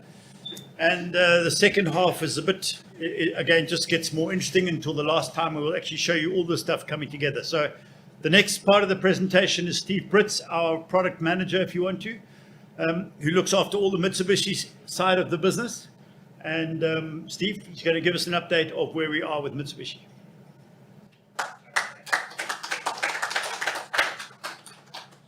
Morning, everyone. Okay, bar is open. Let's go. We need it. Just to the side, John. Yeah. Side. Okay, so as everyone is aware, we went through a worldwide chip shortage. Since COVID started, there's been problems on the supply demand. There was a plastic shortage, a silicon shortage, which caused a massive chip shortage for the whole world: computers, PLCs, all automation equipment, anything that runs off a chip has been affected. We are slowly recovering out of it. Since the start of 2023, or since the start of September 2023, we have been having a massive improvement on our stock availability. The Mitsubishi FX and IQF series are 90% back to normal stock levels. The Mitsubishi Q series and IQR series backplanes and power supplies are still a bit of a problem, but it is catching up rapidly. Our Mitsubishi VSDs are nearly back to normal levels. HMI is also 90% back up to standard stock levels, and servos also back to 90% stock levels. So MRJ4s, off-the-shelf availability, MRJ5, some of the ranges are still a bit problematic.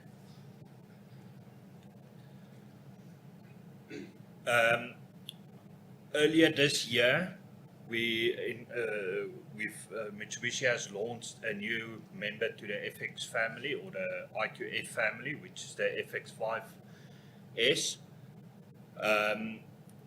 So this is a new product to us as well. So part of the FX5 family, we now have 4 members, which is the FX5UC, the FX5U, FX5UJ, and the FX5S. I have a unit here. We'll send it around. You guys can have a look at it. It's a very compact PLC, much lower in programming space compared to the 5U, limitations on I/O, but still a brilliant product.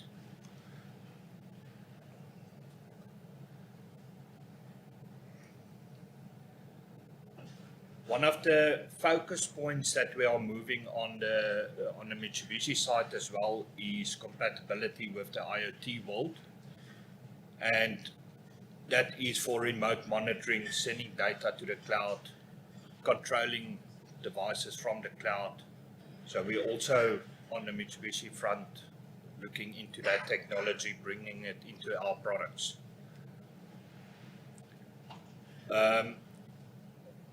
Some of the products making it capable that we've already launched is the FX5-eNet module. The new version that's available now comes with MQTT built into it. It can send emails out, does SLMP function up to 32 connections. File transfer can act as a server and a client. Time setting function, web server functionality. So the presentation that Dave done earlier, they connected to the PLC via the FX5 web server. So the eNet module gives you also expandability onto that web server. We have a built-in security function where you can allocate that only a specific IP address can connect to the unit. Anything else, it will block out. So also focusing on security for the IoT side of it. Simple PLC communication, CC-Link IE field network basic up to 32 stations, where the FX5U will do up to 16 stations, the 5UJ up to 8 stations, and the 5S up to 8 stations. So for CC-Link IE field basic, we don't have slaves anymore, we have stations. And then we're supporting BACnet. For the IQR, we also have a module called the IoT Gateway, which is an existing module where they changed some firmware on it. So it's our OPC UA server or OPC UA client module, and they've added MQTT functionality onto it, connectivity to the Microsoft Azure IoT Hub and to the TeamViewer IoT Hub. So back to the FX5S, it's busy passing around. So the product comes standard with an Ethernet port. You have your standard run stop reset switch, a mini USB connector for programming, or you can program it off the Ethernet port. So very similar to what we've seen on the previous generations of FX. The FX3 also had a small one, that was the 3S. So this is basically the replacement for the 3S. Expandability onto the system. So on the left-hand side of the PLC, we can expand 2 communication modules or a maximum of 4 analog modules.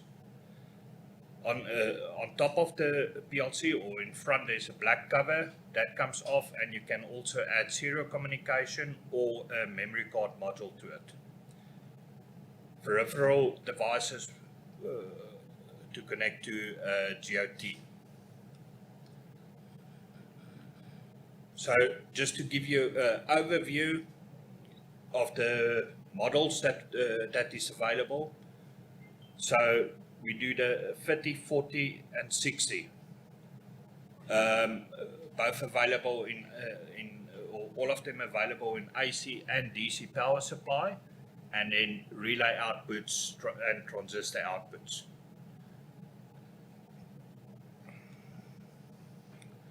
If we compare it to the rest of the FX5 family, the FX5S can only expand up to 60 points of I/O, 48,000 steps of programming, can support 4-axis bolt strain on servos, and has a 84 nanosecond processing time or scan time. The 5UJ can expand up to 256 I/O points, also 48,000 steps, only supports 3 access controls for servos and 34 nanoseconds scan time. The FX5U and the 5UC, which are just the 5UC is just a compact version of the 5U, where you can expand up to 512 remote points, 64 or 128,000 programming steps, a maximum of 4 pulse train commands, and 34 nanosecond scan time.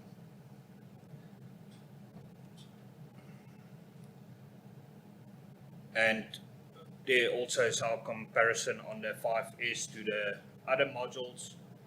Only up to 8 modules that you can expand. That's simple PLC communication. Only up to 8, communicate up to 8 different PLCs. Expand with only up to 8 stations. And for Modbus, you can expand up to 32 stations. Modbus TCP.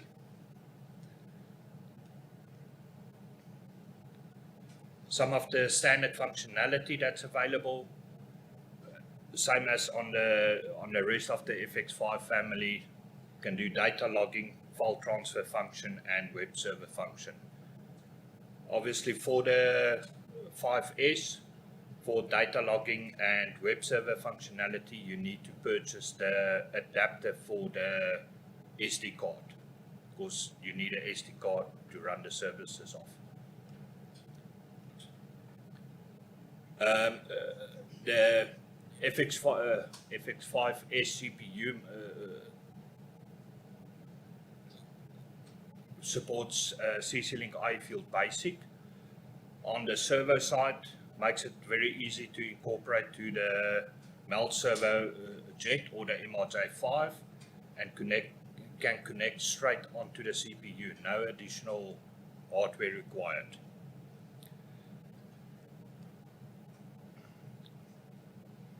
So with the launch, we've negotiated some special pricing with Germany, and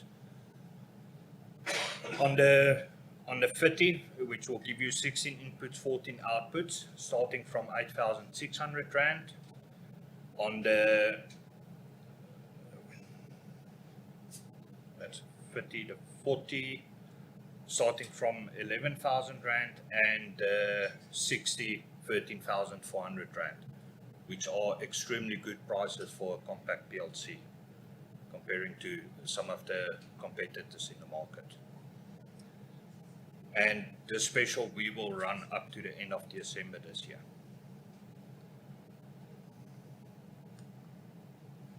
And that is from my side.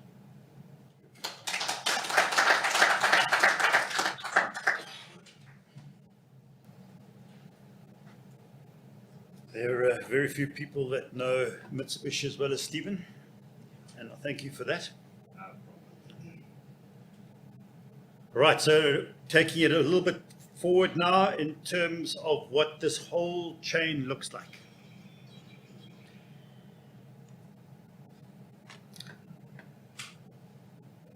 Going to talk a little bit more about the hardware, leading into a demonstration of an actual project that we've been running for the last year. where we did load management, we were approached by a partner of ours who's in the solar and energy business and asked us to come and look and help them architect something for a spa, a super spa, grocery store. Before I carry on, would anybody like to hesitate what a super spa's energy bill is a month? Let's have a guess. Not millions. R500,000, that's a good guess. Anything between 4 and 550,000 rand a month. It's a lot of energy. And if the challenge in those sorts of industries is they're not energy people. In fact, the manager came, the first meeting I had, it says, we know how to sell baked beans. Okay, we don't know anything about energy. And traditionally with energy was never really a big factor. But it's the one thing they have no control of. You can always negotiate rents with the landlord. You can always negotiate better prices from suppliers. But energy just keeps going up and up and up. It's the one place municipalities are making money and can make money. So that is just something that they're under enormous pressure from. So now they're having to look at what that actually costs them. So we architected again, using our technology with Adroit in the cloud. We talked to 3 lots of other web providers. The first one is AccuEnergy. It's a Canadian-based energy monitoring system. You put a unit down, you can talk to up to, with CTs, up to 6 3-phase or 18 single-phase stations. That gets put into the cloud. We worked with local partners, Informed Decisions, Frank and Peter, on these modules that you can see here, and I'll demonstrate that now, but these are fantastic architecture, and that what you do is you put down a master. The master is talking out GPRS to the cloud, and then you put their nodes, what we call our nodes, down. And nodes are typically those little boxes there that you can get up to 4 sensors on per node. And you can create different combinations. So for I think we had 3 or 4 different types. 6 different types for the spa, where the one, for example, they wanted one temperature, they wanted a door sensor to see if the door was open, and then they wanted an output to switch a siren on. So if the guys left the freezer door open for too long, they wanted to be able to draw attention because now you're throwing money. Every time cold's coming out of a freezer, you're throwing money away. And then obviously have a temperature sensor. So we have, and you can so some are just 4 relays, some are just 4 temperatures. So the nice thing about Frank and them is that you could literally specify those nodes as part of your solution. They're battery backed up, so you always get, even if the power goes down, you get your data, and it returns those values, and it's bidirectional, and it's LoRa, and it's secure. So you can, because it's a LoRa-based comms between the master, the ID-Link master, and the nodes, you can literally put them anywhere in the factory. We've tested these things up to 2 kilometers line of sight. From there, 2 kilometers, and it works 100% of the time.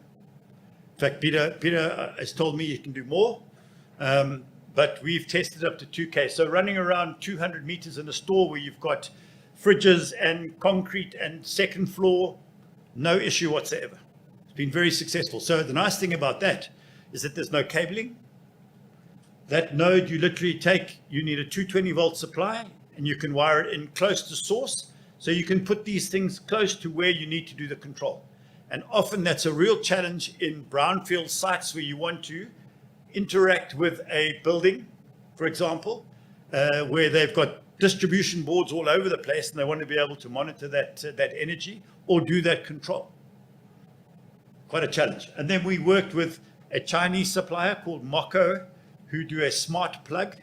So, you know, at all the outlets of all these spas, you've got the Red Bull fridge, you've got the Coke fridge. As you walk down the aisle, you want to take one of those guys. Those sit at like, again, 1 kilowatt. When you think of energy, you think 1 kilowatt, but that's running 24 hours a day. And there are 25 of them. So it's 25 kilowatts all the time. And you don't need those necessarily all the time. So we integrated to the back end of Moco that we could then allow them to switch those on and off as and when they want to in the schedule. And then, so we've got the Accu Energy, which is reading energy. I think it comes in every 1 minute. Energy, you can scale it to whatever you want, but currently we've got it every 30 seconds. Okay, so every 30 seconds, we're getting a real-time feed of what's happening in the plant, okay, in the spa.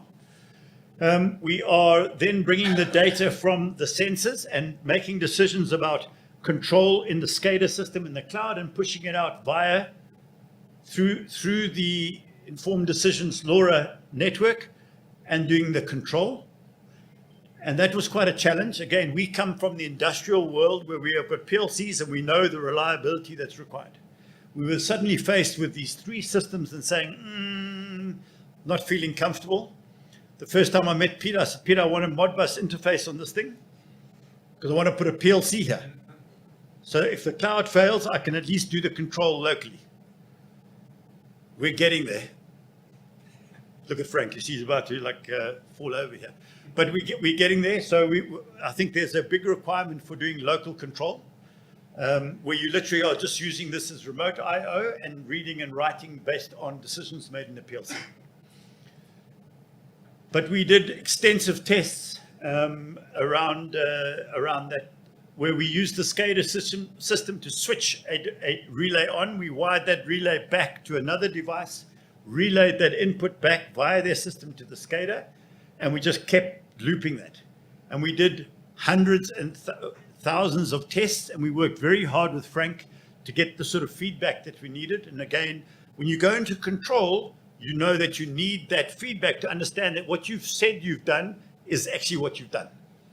And Frank and Peter and their team have worked really hard with us to ensure that we get those sort of feedback that we can reliably know. To give you some idea, some of those meat fridges you see at Checkers and at Spa hold 40,000 rands worth of stock. If the temperature in that fridge goes above 24 degrees, they throw the entire stock away. They're obliged in law to throw it away. So you can't just say, well, I'm switching off the fridge, and you think the fridge is back on, and next thing you get a phone call to say, here's an invoice for 40,000 rand. So we worked really hard at that, and I must admit, we are very comfortable actually doing this control over the internet. Then we've integrated the smart plugs and, of course, Adroit Air. You saw Raymond show that. That shows the manager. And these guys didn't want infrastructure in the spa. They know nothing about automation. They know nothing about the technical aspects of power. So again, put it in the cloud, doing analytics, etc. We're going to go straight into the demo. This is just and again, we use our secure mobile gateway so the guys can literally log on with their phones at home and see what's happening. And a lot of the stuff we put in was temperature, being able to do defrost cycles, because again, that's kilowatts, scheduling defrost cycles out of time of use. And again, this is where we learned a lot about costs of energy and municipal costs of energy. To give you some idea, whoever knows about time of use, but there are tariff structures that are markedly different based on the use of time, of energy and time. So for example, from 6 o'clock in the morning, I think the current system is 6 until 9. That's peak energy, because obviously they have to feed domestic people waking up, not industrial users. And I think between 6 and 8 at night, typically. 7 to 9 in the morning. Okay, so 7 to 9 in the morning currently, but that does change in winter. The energy in that period of time is 5 times the cost of off-peak. They're paying 5 rand a kilowatt hour compared to 98 cents. So if you're not looking at processes these days in terms of time of use of energy, you are wasting enormous amounts of money. And we're even seeing this with industrial users now. If you have to be looking at time of use, etc. Right, so before we get into here, I wanted to demo quickly this unit here. And in order to do that, I've actually got it. This is live data coming from Spark. This gives the guy a look at the floor. You can see all the instruments that we've got in there. Can you hear me clear? So, okay. So what this gives us here, you can see where they can switch fridges on and off using the smart plugs. We've also, these are the smart plugs here. You can click on one. So the guy can click on here, he can go to the scheduler. We give them obviously the status because we like to know that we are working. And here the manager can go in and say, switch this thing off between 1 o'clock, or in fact, from 7 o'clock until 6 o'clock in the morning. So that's what they can set up for those things. A very easy interface. Thank you. Close that. And so each of these is a different node that we've got here. You can see the temperature. Right now the temperature here is 7 degrees. It's an alarm. And the spin-off to this was now they can back up. If a customer comes in and says, my meat's gone rotten, they can say, well, when did you buy it? They can go back in time. They can see what the temperature was. They can say, or any regulatory body comes in. They've got a full quality control behind the scenes here in terms of looking at their data. We've integrated temperature and humidity. And why is that important? Because again, the fun thing about projects like this is you start to understand refrigeration and the impact of humidity, temperature on refrigeration and energy, which is big energy. Go to Dave's device. That there is just a demo device for here. And to show you the sort of speed that we're getting, I'm going to ask John. You can see the temperature in here is 20.99. So this has got a relay contact output or a door switch, so they can see when the door opens. They can count the times it was open, how long it was open for, and obviously alarm that. And then we have a temperature sensor, and we have 2 relay outputs. So that's a node in there. There's the radio. It communicates back to this guy. And I'm going to ask John to switch on the first relay. If you want to just put a timer on that. Now we've instructed it to go and switch on. It's gone from our system over the internet to their system back over GPRS to the master, and communicating radio to here. And that was less than 5 seconds. So you can see, and then you can see that I've opened the door switch. It's opened. And we also have a leak detector. They have a big problem in that they sometimes, if the deep or the defrost cycles go on too long, or there's a fridge failure, of course they get water leaking all over the place. So we've got integrated here a leak detector. You can see it says dry. I've got water here. You'll see it's green. The moment I put it in, it goes red. And a minute later, you'll see that we'll get an alarm. So traditional SCADA system, and this is the difference between us and people who supply you off-the-shelf solutions in the cloud. You can be completely flexible and use the power. It's gone wet. So it's told you that's how quick you now get an alarm on your phone. Hey, there's something wrong. Go and have a look at your fridge. Now you can address it, and there's the alarm up there, which we then put into our alarm management system, which then starts analyzing where the fridges are continuously being a problem. That's the power of using a SCADA instead of an off-the-shelf solution where we can integrate to many systems. And again, Adroit's in the cloud here. Thanks, John. Right, so that's the sort of instrumentation overview if you want to. Let's go to the power. And this is where it gets interesting. So in real time, these guys can see, you can see currently they're using 300 kilowatts in that spa. 300 kilowatts, it's not a small amount of energy. You can see what is split between the generator supply and what is from the municipality. Then we've gone down to one lower level, which is the big DB boards, where then feeds all the other distribution points. Now, without having this data, you can't even begin to understand where your problems are. So the first key is to get this. And one of the big challenges we found is the multiplex panels, which I'll get to now. The overview gives them a few things. It gives them, we're using our max demand agent. You can see the max demand, the demand going up every half an hour. And we're doing load control with that. So we are saying we've set the max demand limit to 250 kilowatts. The agent itself looks at it and says, right, you're actually going to exceed it. Start switching off. So you can see after 15 minutes, we switch off the one set of loads. A minute later, we said we're still going to exceed it, switch off the next set of loads, etc. We don't have enough control over loads to get them down to that right now.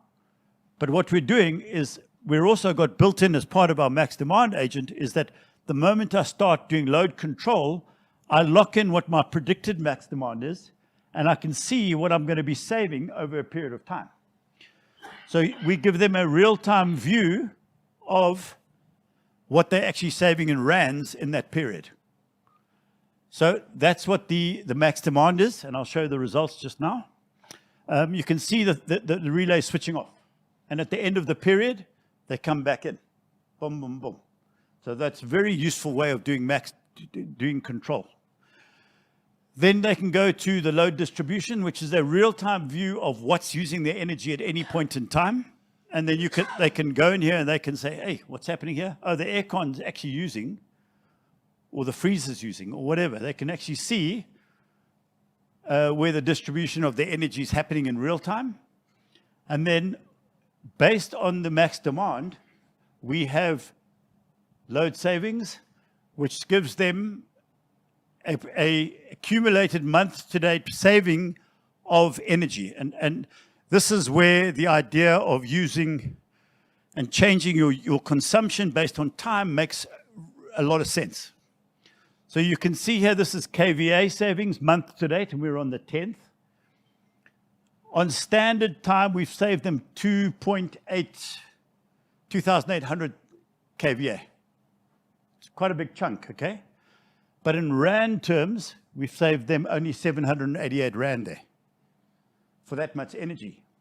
If you go to peak, we've saved them 1,100 kVA, but in peak, we've saved them over 6,500 rands with the energy. So the leverage you get of managing your energy in time of use is huge. Huge. So how does that impact us? Let's go to all energy trends, John. So this is a view of all the energy, if you want to. Gives you a 24-hour view. There's a lot of data coming through here. So. And then what we also got our guys to do is, this is the real-time use of their energy. You can see a typical use of this, where at 7 o'clock they close the store, energy drops down, but they're still using about 150 kilowatts. So we're going in and saying, so what's using the energy? And then we're drilling in, and I'll show you some of that stuff. And then, of course, they come in at 5 o'clock in the morning, and they start using it. But we also overlay. Again, this is having one level of context higher, is we can see the time of use. So the guys can look and say, geez, I am cooking on gas here in time of use. So I'm using on average, I think that's probably 250 kilowatts at 5 rand an hour over 3 hours. You know, that's 2.5 grand, that's 2 grand by itself. So you can focus your efforts on shifting energy, on controlling energy better, with this sort of visualization behind the scenes. We're looking at adding this as a sort of standard context on our trends, because it answers so many questions. Can you imagine, for example, if we could have overlaid the product type being batched in the batching? We could have very quickly seen that we're actually making pair. Okay, so we learned that, and we're just trying to figure out how we can do that. So that's very useful. We can close that, John. We know that one of the big problems, and again, this is where we learn, is the multiplexer panel. If you click on the multiplexer panel there, There? There? There? No? Okay. Don't worry. The multiplexer is a central compressor system which uses VSDs, and technically what it's supposed to do is switch enough direct online and then control the pressure with the VSD. We found these things are running at 100% all the time. And you can see that's a big user of energy. On average, the multiplex units over the last 24 hours is using 64 kilowatts continuously. So it's not working like it is. When you go to these guys and say, hey, there's a problem here, let's have a look at it, but without this, they've got no chance without looking at this. Now what we're doing is we're getting a bit smarter, and we are looking at overlaying what fridges that feeds, looking at the temperature of those fridges, working out whether this energy loss here is balanced by that. So we're trying to find out where the problem is. And you can only do that by having the data. So all of this data goes to the cloud, and we've got people like Alvin, in fact, who's been modeling also external factors, because you can now, you're in the cloud. We've brought in temperature, external humidity, time of day, and we're trying to model the usage against those factors and see what influence they have in terms of your energy usage. Because 500,000, that's a 6 million rand energy bill. It's a lot of baked beans, profit on baked beans. So again, we've had a tremendous lot of fun with this. It's been a complex, long project that's how we built the IoT agent capability. So we built a lot of our cloud-based technology, and we're starting to see the results of this and been asked to engage a number of other companies. You can close that down, John. The other thing, of course, is that we're looking.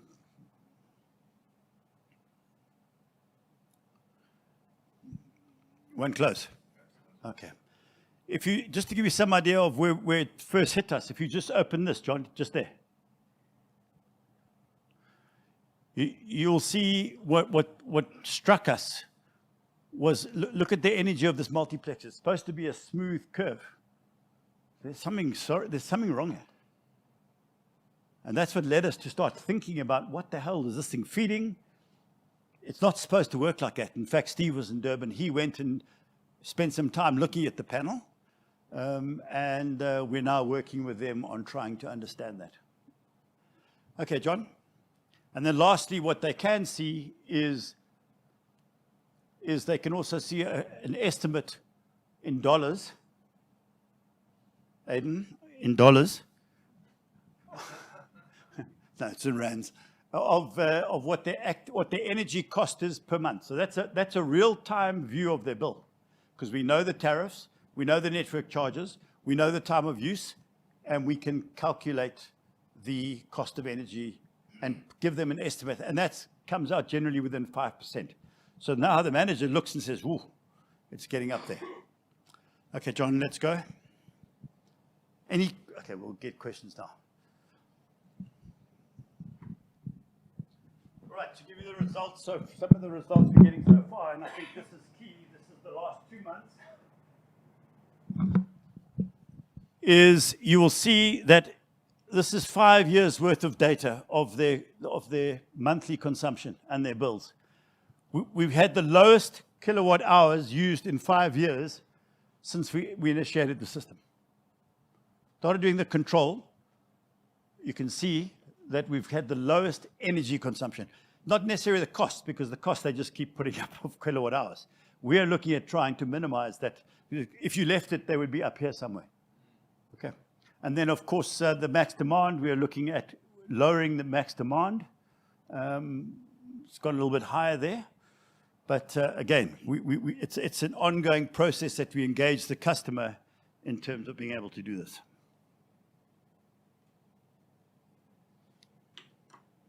Any questions on that? Interesting project. Okay, interesting project. Very comfortable working with Peter and these guys on this sort of tech as well.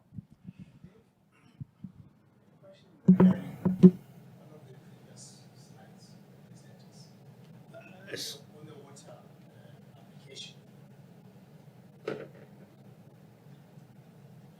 said that on the water you measure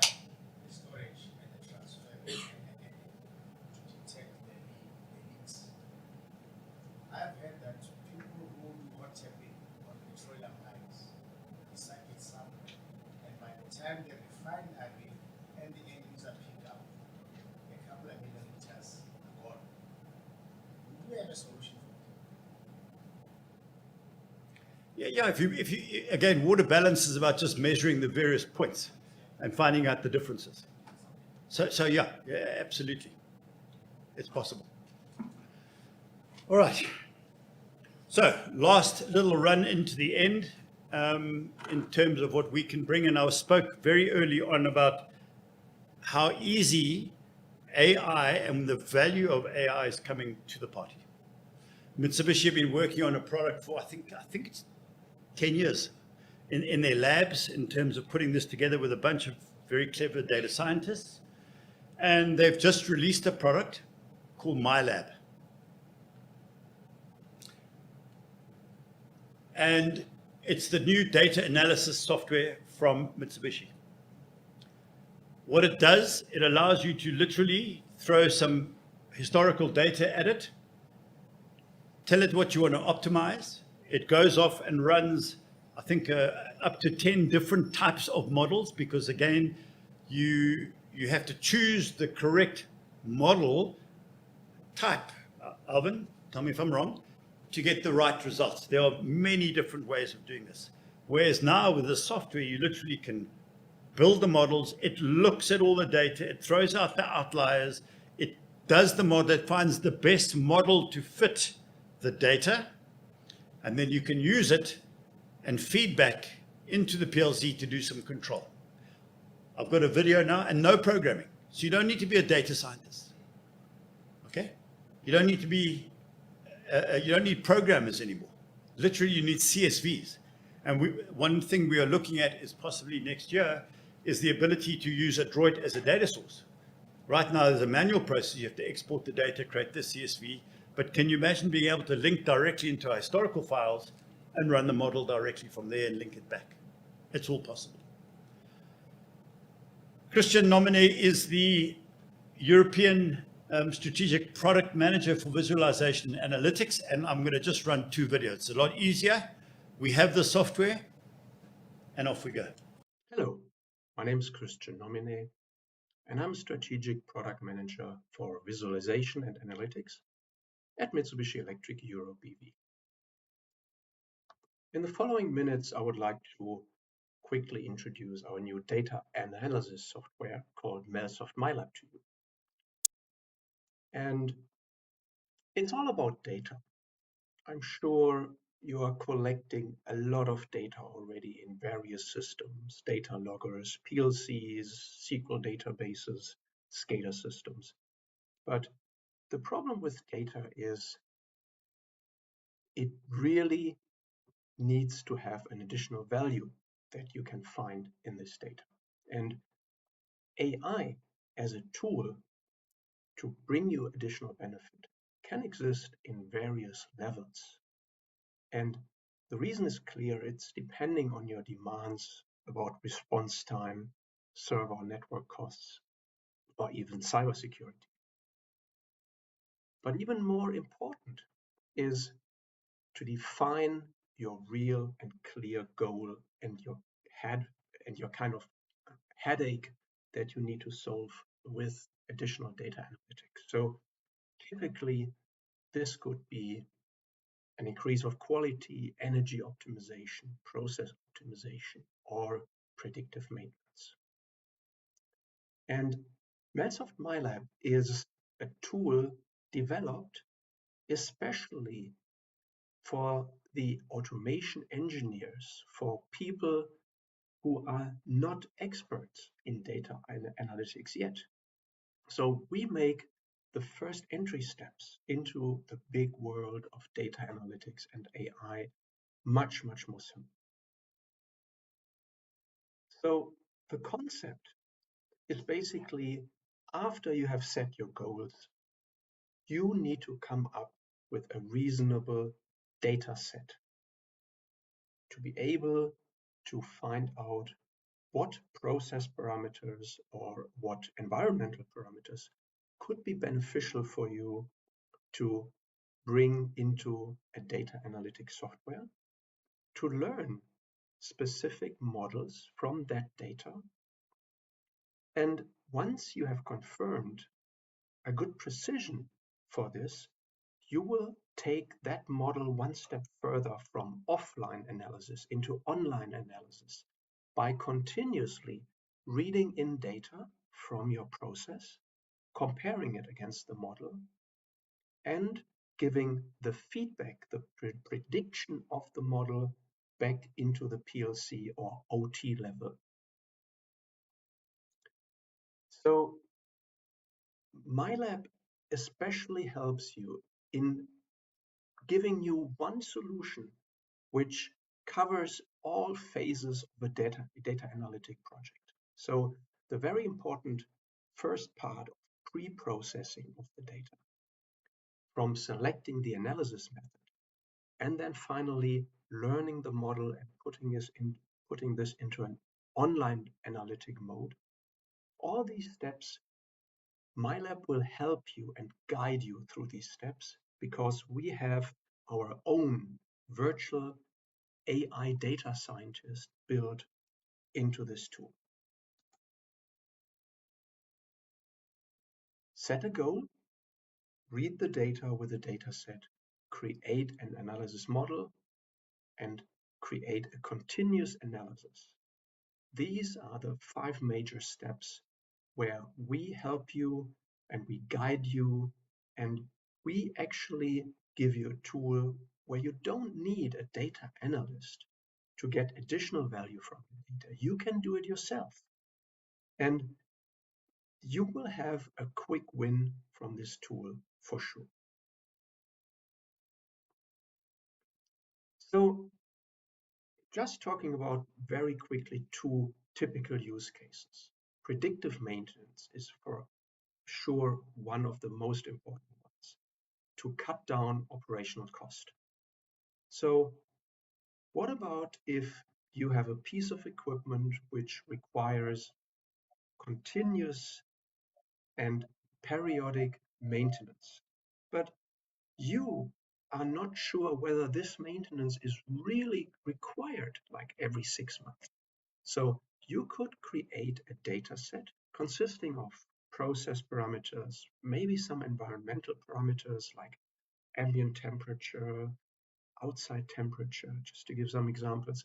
And you could learn a model which is able, based on data, to predict between normal and abnormal data.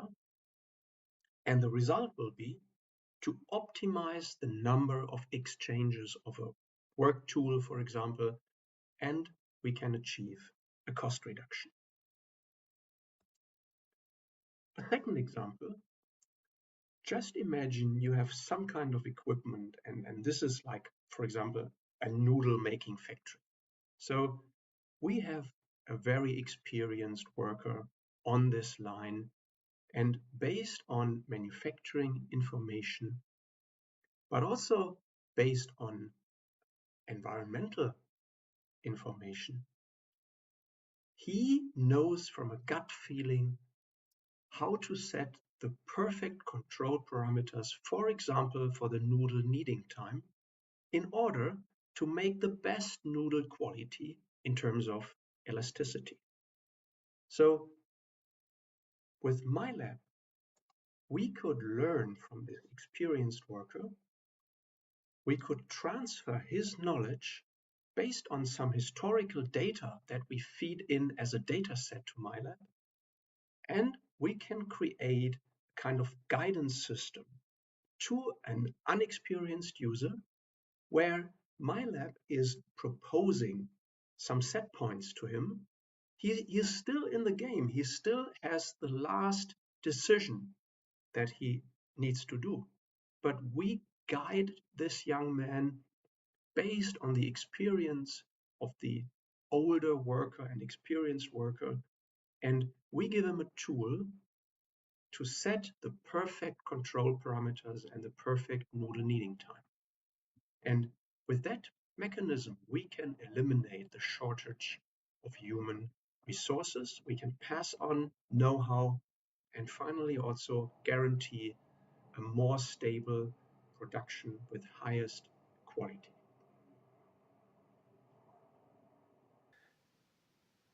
I would like to give you a live demonstration of a typical example that we can solve with our data analytics software called MelSoft MyLab. MyLab is a web-based software, so once we started it, MyLab will guide you with an intelligent AI-driven configurator through all the steps required for the project. So that is, we need to create a data set, first of all. We need to create an AI based on that data set.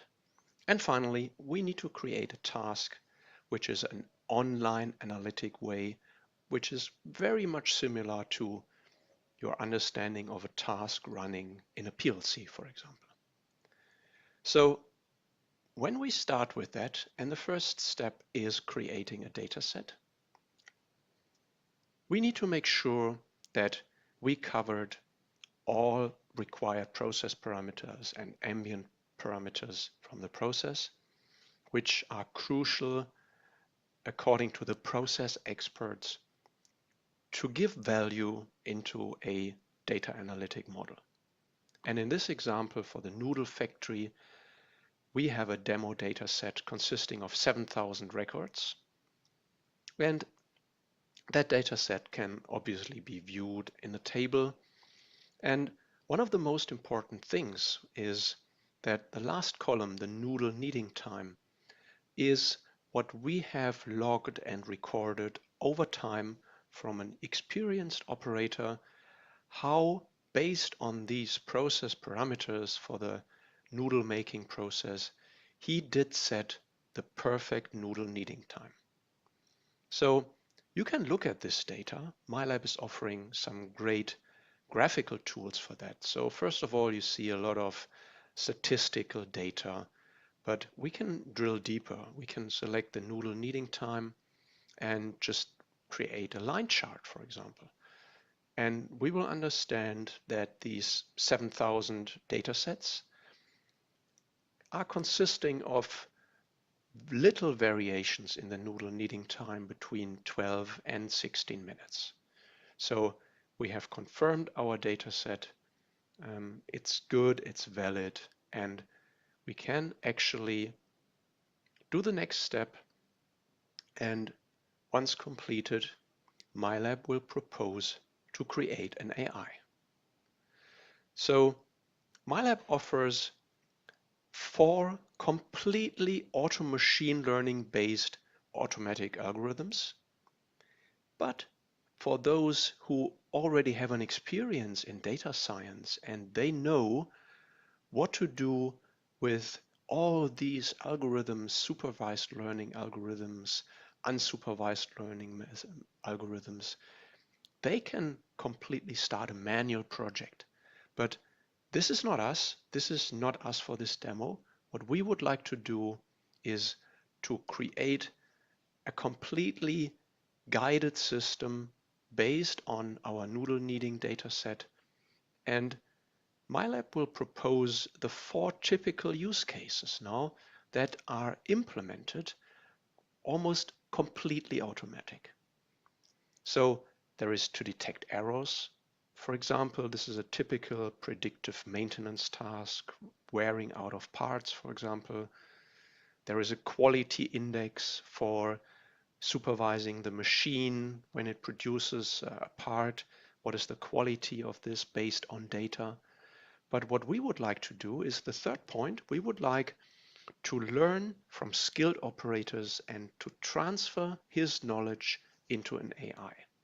And in this little example, and you will see this in the next step, the knowledge inside the data set sits in his chosen set points for the noodle kneading time. And this is what we would like to predict with that algorithm. So we will select this noodle kneading time. And then the AI is actually almost ready to go. All we need to set is the different level of complexity of the model that we would like to learn. We would like to start with the easiest one, which will result in the highest speed for this demo as well as selecting only 2 algorithms. Also MyLab, from the toolbox that it has with many different algorithms, it will pick the ones which are best suited for that specific application. So once we start the learning, you will see that the whole pre-processing will now start automatically, and actually it's already done. We will optimize the model, and we will finally, once this is done, and you see it's completed in 10 seconds, we will be presented with a so-called precision score. So this is a percentage between 0 and 100, which indicates the precision of the algorithm. So MyLab is also clearly saying to the unexperienced user that this is a good score, but even more helpful, from all the process parameters that we collected in the dataset, MyLab shows a graph which of those process parameters has contributed to finding this precision and this model most. So in that case, it's flour. When we are happy with that model, MyLab will present a kind of block diagram where you see in pink all the pre-processing blocks that MyLab ML has put together, the 2 parallel algorithms that MyLab has tested, and something which is called an ensemble learning block. So we are actually adding another layer of AI by trying to analyze each individual model and trying to make it even better, and only the best result will then be the output and the prediction of our AI. So you will get a feedback here, for example, with a score. Yeah, and of course this is just a demo and very quick, but you would now typically go back to the process engineer and ask him, well, if we run this model, is it good enough with a precision of 90 or, for example, 93% to make it worth? Is it worth actually running it online and creating a task? In this quick example, it definitely is. So we created a task, and you see that the task is something I can stop and start, just like a PLC. And a task can also be configured. And the way it can be configured is we are now creating the closed loop flow of information from an input flow. And you see, for example, there is a variety of streams available. So it could be text files, simple CSV files that you, for example, export from your SCADA system. It could be a direct Mitsubishi driver that I'm using right now, an OPC-UA server connection, or even a database connection. Those are the typical types. So we are defining our physical channel for the live data. We are then feeding this live data into our AI, and we will calculate an output with a prediction of that model, and in that case, the predicted noodle kneading time. So again, when we run this, MyLab also comes with a built-in, very nice and advanced looking graphical engine, because once it's running, just give me a second here, we are then able to go into the monitoring mode, where another tab will be opened. And now what you can see is that each second we will retrieve data from the incoming process. This is a kind of diagnostic page here. You will see that calculating the model will take this amount of time, and writing the output back to the PLC in that case will take that amount of time. But most important, is of course the prediction. You see all the process parameters coming in here continuously. And MyLab is now based on the process parameters, the perfectly predicted noodle kneading time with a dedicated precision that the model allows you. In that case, it's 90 or 93%. Thank you very much. What do you think? Interesting, eh? Lots of potential, and it's about trying to find those guys who can actually use this as part of the process. Obviously, the software is not that cheap. I think, Steve, what does it cost to buy it? Okay, but you can buy it. But what we are working with Mitsubishi is trying to work a model where we can offer it as a service, so that you could bring a data set, we'll run the model. If it starts making sense for you after you've done the work and you want to run it live on your plant, then you obviously buy the software. So by proving the value, we can work with you. We've got a license. We can work with system integrators and channel partners and customers if they want us to come and analyze some data. We just charge it as a service, and then obviously with a view, and because it's OPC UA, you can in fact write to other PLCs. You can use the software with any other software you want. You can even push it through Adroit down to a Modicon or a Siemens PLC if you wanted to. You can architect it like that. Right, so that's it. Just before I obviously leave, we have Q&A, and people have been writing in the chat. So let's first of all start here. We have a microphone so that the guys online can hear what you say, and I'm sure you have a couple of questions about any of the stuff we've done, and thank you again. Any questions, guys? No questions. Any online? Okay, good. All right. Well, that's useful. Just for me to wrap up, I just first of all would like to thank my team: Steve, Aubrey, Aidan, Alvin, Mr. Madiba, John, Sam, Tanya, all the guys that help us put this together. Christian, who helped us do that presentation, my dev team, everybody that sort of made this happen, and it's not a trivial exercise. And thank you to you guys for coming. We appreciate you as customers, and I think we'll wrap it up there. And thank you very much.